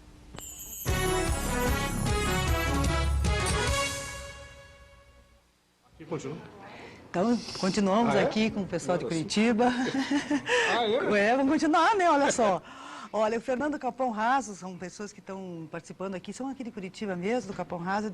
Ele diz o seguinte, ele pergunta: a sociedade não deve tomar conta da organização e distribuição das drogas para a própria segurança do usuário e da população? Pois hoje os usuários são tratados como a escória da sociedade. E vai piorar se o governo tomar conta. Vai piorar. Vai piorar e muito, porque o que está se instalando no Brasil já foi aprovado pelo governo, é um sistema que nós, não só da Dragwatch, mas também eu também queria sugerir para quem quiser ler alguma coisa a mais, até em português, o site www.braha.net. Esse tem alguns artigos até meus sobre droga lá também, além do Mídia Sem Máscara, também sai nos dois, tudo que é sobre droga sai nos dois, e tem N documentações a respeito das drogas. Este que está tentando colocar aqui no Brasil é o sistema de redução de danos. O sistema de redução de danos o programa de redução de danos é um programa que já falhou em todos os lugares em que foi estabelecido. E este sim corre o risco, porque eles querem limitar os lugares em que as pessoas podem usar drogas. Lá, estes drogados vão receber até seringas para se injetarem uns nos outros, para defender da AIDS, vejam bem, defender da AIDS e defender da hepatite C, que os drogados usam a mesma seringa e a coisa vai ampliando. No entanto, para quem conhece a turma que se pica, sabe que eles não dão a mínima bola para isso. Se faltar seringa, ele usa a mesma. E como nós estamos no Brasil, agora que é a piada do inferno. O inferno brasileiro era o pior do mundo, mas num dia faltava, não vou falar os nomes das palavras, mas vai acontecer nesses lugares. Vai acontecer, um dia é greve dos funcionários, outro dia faltou seringa, outro dia o laboratório não deu a bola para o ministro, a seringa não chegou, e vai continuar tudo igual, só que em guetos, tipos campos de concentração. E o tipo de gente que eles estão contratando para cuidar desses lugares são ex-drogados. Tenho minhas dúvidas. Olha, a Terezinha do Cajuru comentou aqui que há muito tempo não vi um programa tão bom. Que bom que a Terezinha está gostando do nosso programa. Ah, não, tem muita gente gostando. Tem muita gente gostando. Mas é claro, né? Olha, o Roberto Bianchi, ele diz que nos Estados Unidos as empresas de tabaco perderam nos tribunais indenizações de bilhões de dólares. Como isso é explicado? É uma indústria da picaretagem, tá certo? Sustentada pela indústria farmacêutica e por essas fundações milionárias. E pelos advogados. Exatamente. Que são os donos do país. E o Marcelo do Centro, ele pergunta o que vocês acham da cura da AIDS sendo uma doença inventada, já que existem cientistas desistentes que o HIV causa AIDS. Por que a mídia não comenta sobre esse assunto? Nunca até comenta, isso andou aparecendo, teve um sujeito no Fórum Social Mundial dizendo que o vírus da AIDS não existe, etc. Isso tudo pode se discutir e deve se discutir. Eu confesso que eu não tenho a menor ideia, tenho a menor conclusão. Eu acho que deve, quer dizer, eu acho que o vírus da AIDS existe sim, está bem caracterizado. Tal. Mas se quiser achar que não, problema seu. Quer dizer, não existe possibilidade de uma conclusão científica válida sem a confrontação dos dados e das hipóteses. Acontece que em todos esses casos, essas campanhas, como por exemplo, desarmamento, antitabagismo, liberação das drogas, a confrontação dos dados fica proibida. Quer dizer, você só pode apresentar os dados em favor de uma hipótese. E se você mostra um dado em favor da outra hipótese, você é um criminoso. E como diz esta senhora palpiteira, está prestando um desserviço. Bom, mas deixa eu falar uma coisa aqui. Agora eu vou até defender uma parte da classe médica que realmente funciona. A pessoa que fez essa pergunta, eu não... fale com um infectologista sério, fale com um plantonista de hospital público sério, que trabalhe na área que hoje se chama DIP, doenças infecto-parasitárias. No meu tempo era doenças tropicais. Qualquer enfermaria de DIP hoje em dia só dá AIDS. Só dá AIDS e um pouco de outras coisas. E não existe... Eu tenho muitas dúvidas dessas teorias de que a AIDS é inventada. Eu vi muito aidético. Só se me deram alguma droga para eu ver um sujeito no mais lamentável estado físico e mental que uma pessoa pode chegar. Então, tem gente que diz que foi inventado pela CIA para dominar o mundo. Não, isso foi dito pelo presidente da África do Sul, Mbeki, que é uma invenção branca para liquidar com os negros da África. Tudo bem. Eu já tenho um comentário de um amigo meu que disse que quando surgiu a AIDS, ele disse que era a invenção da ex-mulher dele, porque agora que ele estava separado, ele não podia mais transar com ninguém. Bom, aí. Que era uma praga da ex-mulher dele. Essa tem uma outra. Ele que acredita, né? Tem uma outra, tem uma piada que o cara diz assim, a sua mãe diz pro filho assim, a sua mãe está muito mal, deve morrer, está doente e tal. Não se sabe se é AIDS ou outra coisa, mas você diz que é AIDS, tá? Bom, o Humberto, ele pede para comentar sobre a manipulação dos transgênicos, que, na minha opinião, é desfavorável à população, e o manejo das células-tronco, que pode trazer muitos benefícios às pessoas. Bom, eu acho que eu posso falar um pouquinho dos transgênicos, as células-tronco eu vou passar aqui para o médico. Tá. Então, eu queria dizer o seguinte, olha, em primeiro lugar, nesse assunto transgênicos também vigora esta falta de debate sério, organizado e sereno. O que é assim, há um grupo de pessoas que são os ambientalistas que se dividem basicamente em dois subgrupos, que são os xiitas e os xaatos. E essa gente ambientalista passa a vida inteira fazendo escândalos, se vocês quiserem entender. Olha, um livro que é fundamental para que alguém interessado no assunto possa confrontar com outras visões, leia um livro chamado O Ambientalista Cético. Vou repetir, O Ambientalista Cético, que é um livro precioso, é um livro de uma clareza, de uma objetividade e uma honestidade surpreendentes, que diz assim, olha, de fato há problemas do planeta de ambiente. Mas eles não são do tamanho como se vende. E a razão pela qual os problemas que existem transformam-se em problemas catastróficos com dimensões apocalípticas é porque em torno desse negócio de ambientalismo existem bilhões de dólares financiando fundações, ONGs, cientistas, publicitários, jornalistas, enfim. Gente que passou a viver deste assunto como meio de ganhar a vida mesmo. Então essa gente faz o máximo possível para criar a pior de todas as catástrofes em torno de assuntos que algumas vezes são graves, são importantes, mas não podem ser vistos assim, desse modo, nem diria religioso, seria uma ofensa às religiões, mas desse modo mítico, quase infantil do modo como é visto. Então, veja só no caso dos transgênicos. Os transgênicos são uma modalidade de melhoramento das plantas e de animais também. Olha, nós fazemos isso desde que o mundo é mundo. Todas as raças de cachorro que você possa conceber, todas as raças de animais e uma enorme quantidade de plantas são produzidos artificialmente pelo homem. A diferença é que até agora você fazia isso por hibridações ou cruzas. Você pega lá um cachorro X com Y e vai fazendo misturas com diversas raças até ter um tipo de cachorro que você gostaria que existisse, um cachorro com uma determinada finalidade. Todos os cães de raça são assim. Bom, acontece que hoje em dia encontrou-se uma maneira de fazer a mesma coisa por outro meio. Você manipula genes e produz os efeitos que você desejaria ter por outro meio. Isso pode significar algum problema para a saúde? Pode. Em teoria, sim. Há alguma comprovação disso? Absolutamente nenhuma. Então, quando você vai debater esse assunto, você tem que perguntar assim, as organizações sérias dedicadas a esse assunto, o que é que acham? Então, você pega nos Estados Unidos, por exemplo, eles têm uma entidade lá governamental, uma agência, chamada FDA.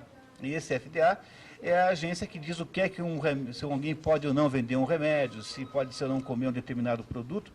E eles certamente sabem mais desse assunto do que a ministra Marina Silva. Então, enquanto os nossos ambientalistas aqui têm uma visão sobre esse assunto histérica e afetada por um desejo e uma necessidade de marcar uma espécie de presença política, você tem, do outro lado, pessoas que estão estudando o assunto e dizem assim, olha, nenhuma prova há aqui de que esses organismos transgênicos possam ser maleficentes para a saúde. Bom, se alguém aparecesse com uma boa argumentação, com uma boa prova, muito bem, vamos proibi-los. Agora, não é o caso. Então, qual é o caso finalmente? O caso finalmente, em que ele se resume? Numa espécie de quebra de braço político entre os ambientalistas e os outros, em que, usando argumentações fantasiosas e de absoluta natureza política, tenta-se fazer o quê? Fazer uma restrição ao desenvolvimento no Brasil de, por exemplo, plantas transgênicas, o que terá como resultado final a destruição do poder da inteligência brasileira competir nos assuntos chamados assuntos de melhoramento genético no mundo. Então, hoje, a Embrapa, por exemplo, e o Codetec em Cascavel, aqui no Paraná, e a Fundação Mato Grosso, enfim, um conjunto de organizações brasileiras são capazes de dominar o tipo de planta, como soja, por exemplo, que se planta no Brasil. É desenvolvido no Brasil, nós ficamos com os royalties. Quando a gente acordar desse sonho ginasiano, dessa bobagem de ficar aí tentando debater esse assunto com gente maluca, nós vamos ter perdido esta vantagem frente aos outros países. É isso que a gente quer fazer? Não é. Quer dizer, o transgênico é uma absoluta e irreversível realidade no mundo da produção agrícola. Eu conversei, para fim de escrever um livro, com as pessoas que mais entendem de soja no Brasil. A opinião é unânime. Daqui a alguma coisa como 5 anos, não há no mercado nenhuma soja que não seja transgênica. O que talvez não vá haver é esta soja da Monsanto, esta RR, que é, digamos, um transgênico de primeira geração, é um transgênico muito imperfeito ainda, é um transgênico muito limitado nas suas aplicações. Mas o fato da transgenia é um fato, é um dado. E se aparecer um bom argumento, contanto que apresentem argumentos verdadeiramente, pode-se estudar a reconsideração disso. Enquanto não for assim, trata-se de perda de tempo absolutamente. Quer dizer, o que se tem aí, na verdade, é um movimento político ambientalista querendo não perder o poder de atrapalhar. Eu não sei se são os xiitas ou são os xaatos, talvez seja uma coalizão de ambos. Mas é fundamental isso que interessa entender no assunto transgênico agora. Agora, discutir o assunto cientificamente é necessário, mas não é isso que a gente está vendo aí. E agora o doutor Heitor vai falar das células tronco, né? Eu não vou falar muito não, porque eu não sou especialista, eu não vou falar de coisas que eu não entendo bem.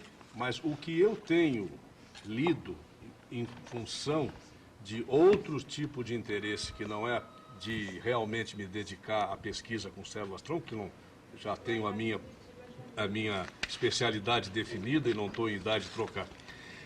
Deve ser apaixonante o trabalho genético. Mas o que eu tenho lido em função de outros interesses sociais, etc., é que as células-tronco adultas são muito melhores e muito mais certas de dar condições as células adultas tiradas da medula óssea de seres já nascidos, sem matar ninguém. Então, eu não sei, não posso afirmar isso, estou me louvando de leituras que eu tenho feito de especialistas no assunto. Eu não posso afirmar nada. Muito bem, então muitas dessas questões, o pessoal pensa que é uma questão médica. Digo, não, nem sempre é. Quer dizer, todos esses problemas, como tabagismo, negócio das células-tronco, a coisa da ecologia também, quer dizer, tudo isso, além do problema substancial, quer dizer, da matéria que está sendo discutida, existe o problema dos métodos usados. Quer dizer, uma questão dessas pode ser uma questão médica, por exemplo, como essa do tabagismo, pode ser enfocada de maneira totalmente independente de conhecimentos médicos, porque você depende de conhecimentos de outra natureza, que é, por exemplo, a teoria da argumentação e da prova, que é uma questão de pura, vamos dizer, lógica, que não é uma especialidade médica. Quer dizer, um sujeito com uma excelente formação médica, ele pode não ter a menor ideia da teoria da argumentação e da prova. Então, aquilo que ele acha que prova, isso não prova coisíssima nenhuma. Olha, meu amigo, eu não estou entrando nesse assunto, não estou dando palpite em medicina, não, mas teoria da argumentação e da prova, eu sou um especialista na coisa. Tá certo? E examinando sob este aspecto, né, coisas como a campanha antitabagista, o ecologismo, etc., etc., você vê que aquilo é uma montanha de empulhações. E pergunto eu, o senhor tem um diploma de medicina, mas que autoridade isso lhe dá, tá certo, neste ponto? Que autoridade isso lhe dá em ciência lógica? Que autoridade isso lhe dá na argumentação dialética e na teoria da prova? Nenhuma. Tá certo? Mas no Brasil, brasileiro é caipira. Então, médico, engenheiro e advogado para ele é o supra-sumo. São as 3 modalidades de conhecimento que existem. Não existe nada fora, então é doutor. Olha, Laura, depois nós vamos voltar a falar sobre a nova ordem mundial, mas um assunto que volta e meia aparece aqui no programa é a respeito dos protocolos do Sábios do Sião, né? Então, ligaram para cá perguntando o que vocês podem dizer a respeito disso, e o Alex de Orleans, que é economista, está fazendo pós em gestão de negócios, dá o parabéns ao programa e diz o que vocês podem comentar sobre o protocolo do Sábios do Sião. Alguma coisa, inclusive eu fiz um estudo a respeito, quer dizer, eu também coloquei essa pergunta para mim mesmo há mais de 20 anos atrás e fui procurar até descobrir do que se tratava. Acontece que havia no século XIX um romance de um autor chamado Maurice Joly, que chamava Diálogos no Inferno. Então, quer dizer, e que ali se esboçava a ideia de uma conspiração mundial. Mais tarde, a polícia secreta russa do tempo do tsarismo, né, Ucrânia, trabalhou este romance e produziu, então, este negócio chamado Protocolo dos Sábios do Sião, que é a descrição de uma conspiração mundial que teria sido encabeçada pelos judeus. Na descrição, vamos dizer, dos planos futuros, existe muita coisa que veio a acontecer realmente. Tá certo? Por quê? Porque não precisa uma conspiração mundial para que haja movimentos históricos mundiais, como, por exemplo, esse movimento pelo governo mundial. Quer dizer, não tem conspiração nenhuma, é uma coisa pública, é uma corrente histórica. Se você fizer uma análise bem feita das correntes históricas, de o que elas estão tentando produzir, para onde estão tendendo, então você chegará à conclusão que, de fato, existe uma tendência à unificação do poder mundial. Não precisa ter conspiração nenhuma. Tá certo? Agora, o que este documento faz é, de fato, misturar, vamos dizer, uma análise histórica que nem sempre está errada, como, por exemplo, a ideia do anticristianismo crescente aconteceu de fato, tá certo? É uma corrente que já existia na época e que aumentou depois. Uma coisa é você fazer uma análise histórica e outra coisa é você dizer que é uma conspiração e autoria, né? E botar, sobretudo, atrás os judeus. Falar, quantos milhões de judeus tem no mundo? Tem 18 milhões de judeus. Não dá para fazer uma conspiração mundial, meu amigo. O número é insuficiente. Além disso, se os judeus fizerem essa conspiração, estão conspirando muito mal, porque só levam na cabeça, pô. Não é isso? Se eles são conspiradores, são os piores do mundo. Porque só se ferra. Se ferrar na Rússia, se ferrar na Alemanha, agora se estão se ferrando no Oriente Médio, depois estão. Então, se eles conspiram contra si mesmos. Quer comentar alguma coisa? Não? O Eduardo do Bigorrilho, ele pergunta quais os interesses das grandes fundações Ford, Rockefeller e a nova ordem mundial. Eu tenho uma teoria a respeito disso. Opa! Então, eu acho que as fundações que têm origem no capital, grande capital empresarial americano, elas apoiam ações ligadas à nova ordem mundial. Por exemplo, quando você vai apresentar um projeto para uma fundação dessas, esse projeto só passa se tiver uma conotação de politicamente correto. Nenhum projeto que não tenha uma visão de atender alguma minoria ou pretensa minoria será aceito. E isso, embora possa parecer paradoxal, e é por isso que o nosso telespectador fez essa pergunta, porque ele, de fato, não entende como é que pode o dinheiro do capitalismo estar operando para isso. A minha teoria pessoal é que essa gente pensa que está dando golpe na esquerda. Quer dizer, os grandes capitalistas americanos acham que dando dinheiro para a esquerda, brincar de fazer revolução, né, por meio dessas fundações, eles param de incomodá-los e deixam que eles continuem a ser quem são e do jeito que são. Eu não consigo ver outro modo de explicar isso. Mas é a teoria do Rauschning, quer dizer, são interesses heterogêneos, quer dizer, que participam num grande esquema de transformação histórica, que chama Revolução pelo Alto, cada um tentando ferrar com o outro, manipular o outro. Mas eu sei o seguinte, nós aqui não vamos ganhar nada com isso. A população sai sempre prejudicada. Quer dizer, essas grandes fundações e o movimento comunista internacional e o pessoal, vamos dizer, radical islâmico, tá?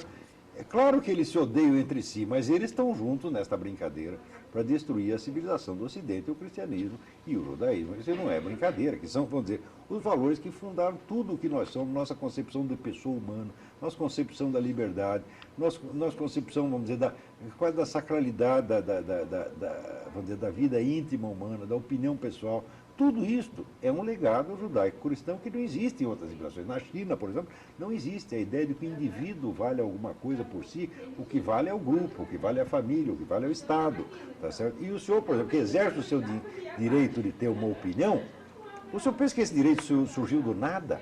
Não, isso requer condições históricas civilizacionais justamente criadas pelos profetas do Antigo Testamento e pelo cristianismo. Tá certo? E se tirar essas condições, esta liberdade de opinião vai para o brejo, como ela não existe na China, tá certo? E como não existe em quase todo o mundo islâmico. Tá certo? Então, esse pessoal, vamos dizer, é claro que eles se odeiam entre si, mas eles estão juntos contra nós. Quer comentar? Só complementando, não vou dizer nada diferente, nem contra, acho. Eu acho que existe uma outra razão também. Esse pessoal, essas grandes corporações, elas são todas fundações. Nos Estados Unidos há o hábito dos grandes multimilionários, multibilionários, fazerem fundações. Eu tenho uma certa impressão que esse pessoal enriquece muito, isso é uma opinião pessoal, enriquece muito e aí não tem mais nada para querer com dinheiro. O que eles querem? Poder. Poder político. Poder político. Porque falta, não adianta mais nada. O sujeito quer comprar um iate de 60 metros, daqui a pouco ele acha muito ruim, compra um de 120, aí ele compra um avião, aí não... Bom, o que eu vou fazer na minha vida? Poder político. Também não é só isso, Heitor. Aí tem a minha teoria do metacapitalista. Metacapitalismo.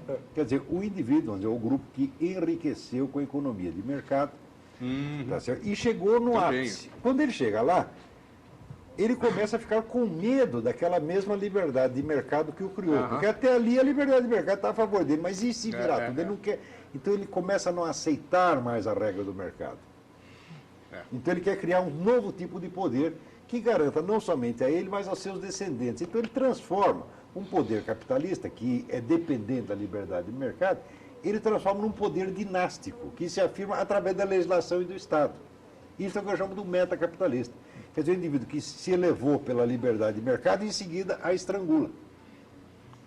E olha, mais uma para o Munir aqui, sobre os transgênicos. O Rafael pergunta o que está por trás da discussão dos transgênicos é uma política liberal? Não, olha, Rafael, é assim, um liberal vê esse assunto da seguinte maneira.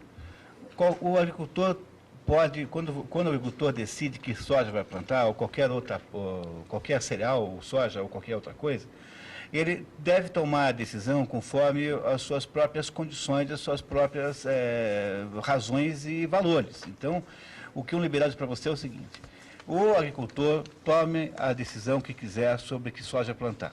A mesma liberdade funciona para o consumidor de soja. Então, se existe um conjunto de consumidores que faz questão de ter soja convencional, eles irão encontrar quem a produza. Seja qual for o caso, isto não é assunto para o governo se meter. O governo não tem nada a ver com essa escolha, pela mesma razão pela qual o governo não tem nada a ver com o fato se você compra um Volkswagen ou se você compra um Fiat. Essa é uma decisão entre você, a Fiat e a Volkswagen. Não tem ligação nenhuma com o Estado. Então, esta é a visão liberal do assunto.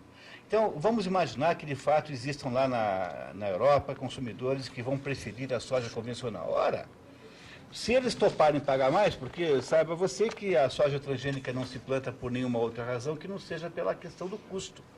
Então, na hora em que a soja convencional custar o dobro da soja transgênica, como vai acontecer seguramente, aí não vai mais ter consumidor. Os consumidores da soja convencional se restringirão a um pequeno grupo de exóticos, aquele pessoal que faz compras ali na Alameda Cabral, que tem lá uma lojinha de assuntos macrobióticos. Pronto.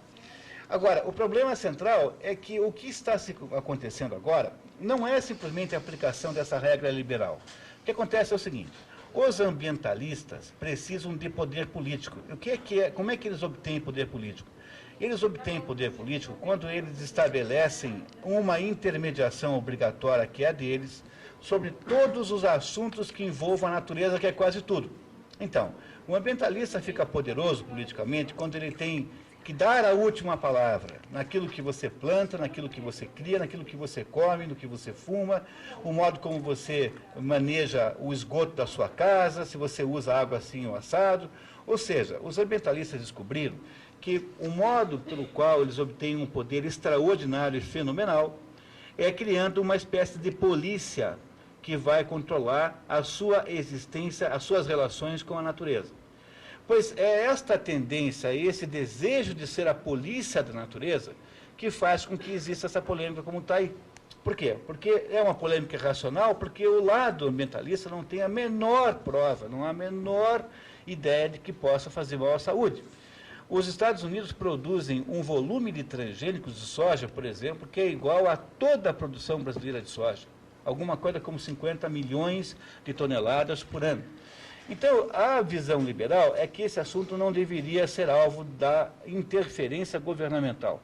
E por que é que tornou-se um debate de natureza político-ideológico? Por quê?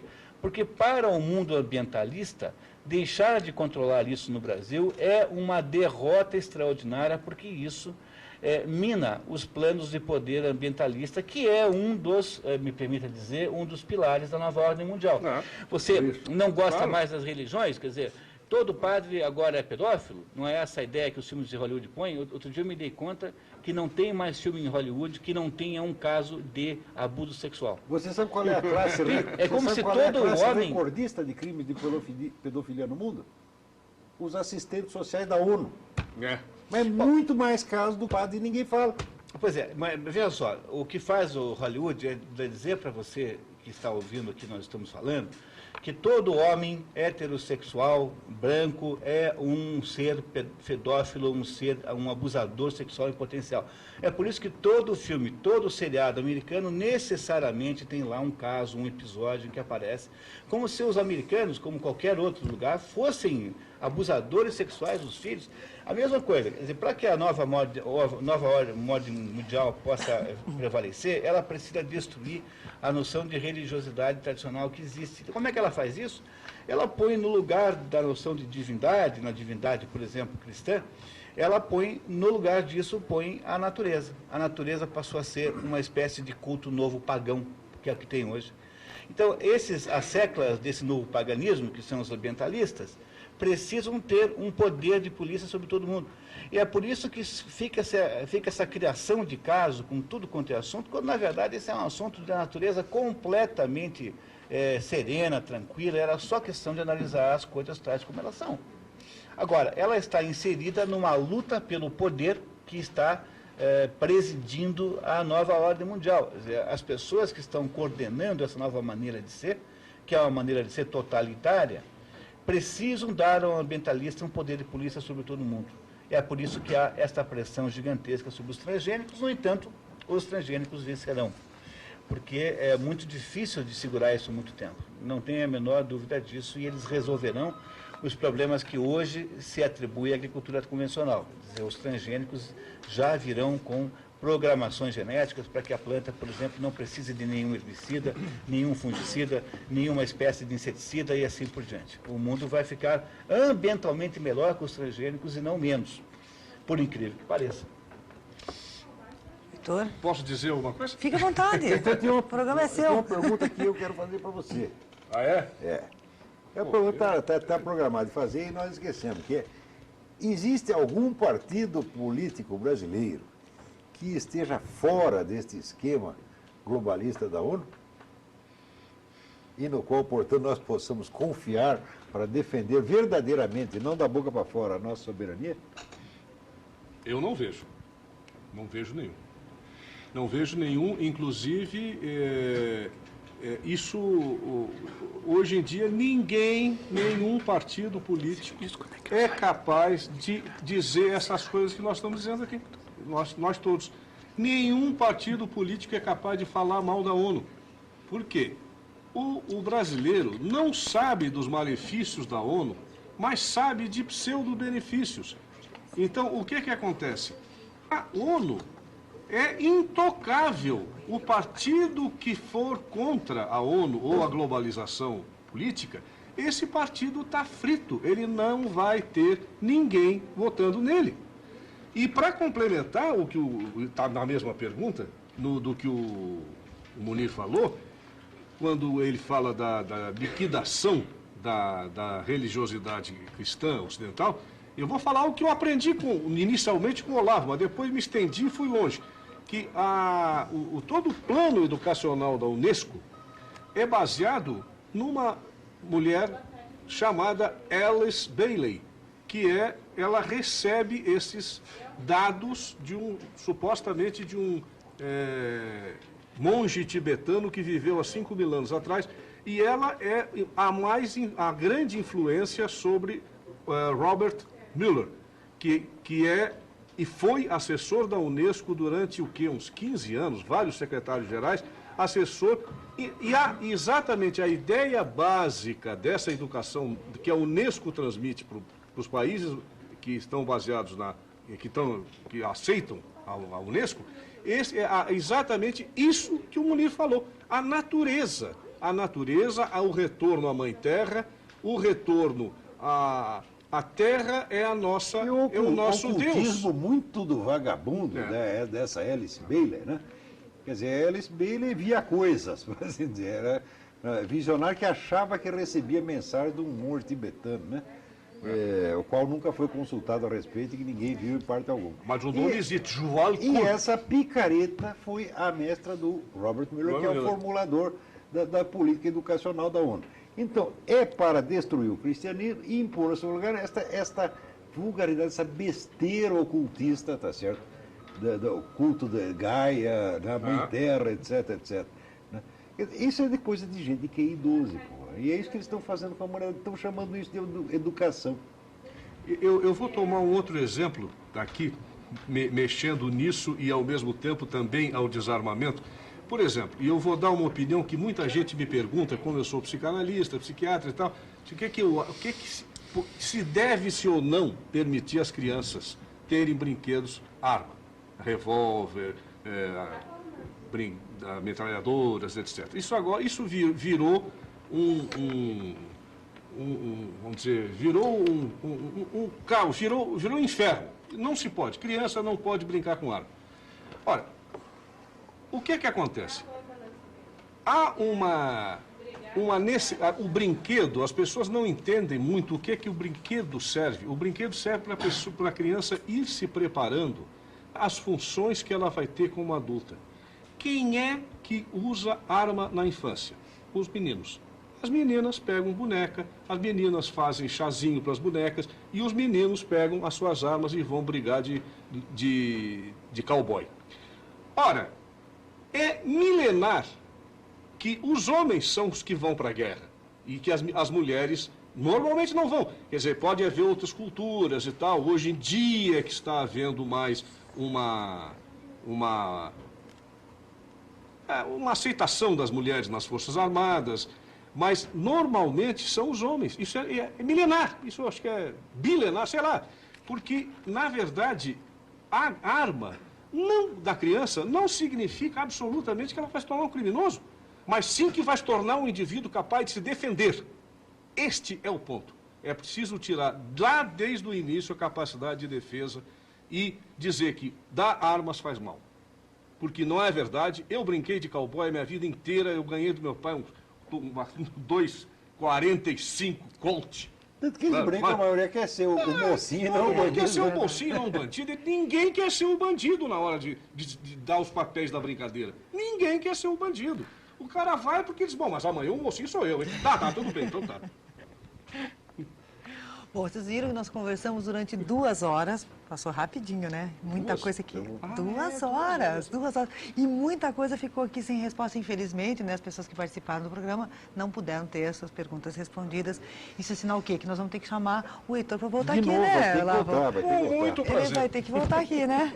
Com muito prazer, agradeço o interesse. Aí eu estou vendo o número de perguntas. Nossa, muita coisa Obrigado. ficou sem resposta. Obrigado a todos. Obrigada a vocês, Então, Olavo. eu que agradeço, né?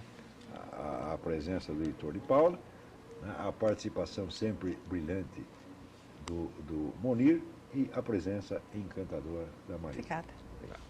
Obrigada. Eu queria dizer uma coisa só, os brasileiros se acostumaram a desconfiar dos políticos. Por que a gente não dá um passo à frente e começa a se acostumar a desconfiar do governo? Porque as pessoas desconfiam dos políticos, mas não desconfiam do governo. Faça um favor para você mesmo. Não acredite nas coisas que o governo te conta. E é preciso o governo, até a segunda ordem, estar mentindo. Você, por favor, procure maneiras, brigue-o a aprovar. Em geral, ele está mentindo. De vez em quando, até desarolhado. Muito obrigado. Obrigada a todos e olha, muito obrigada por ficarem conosco.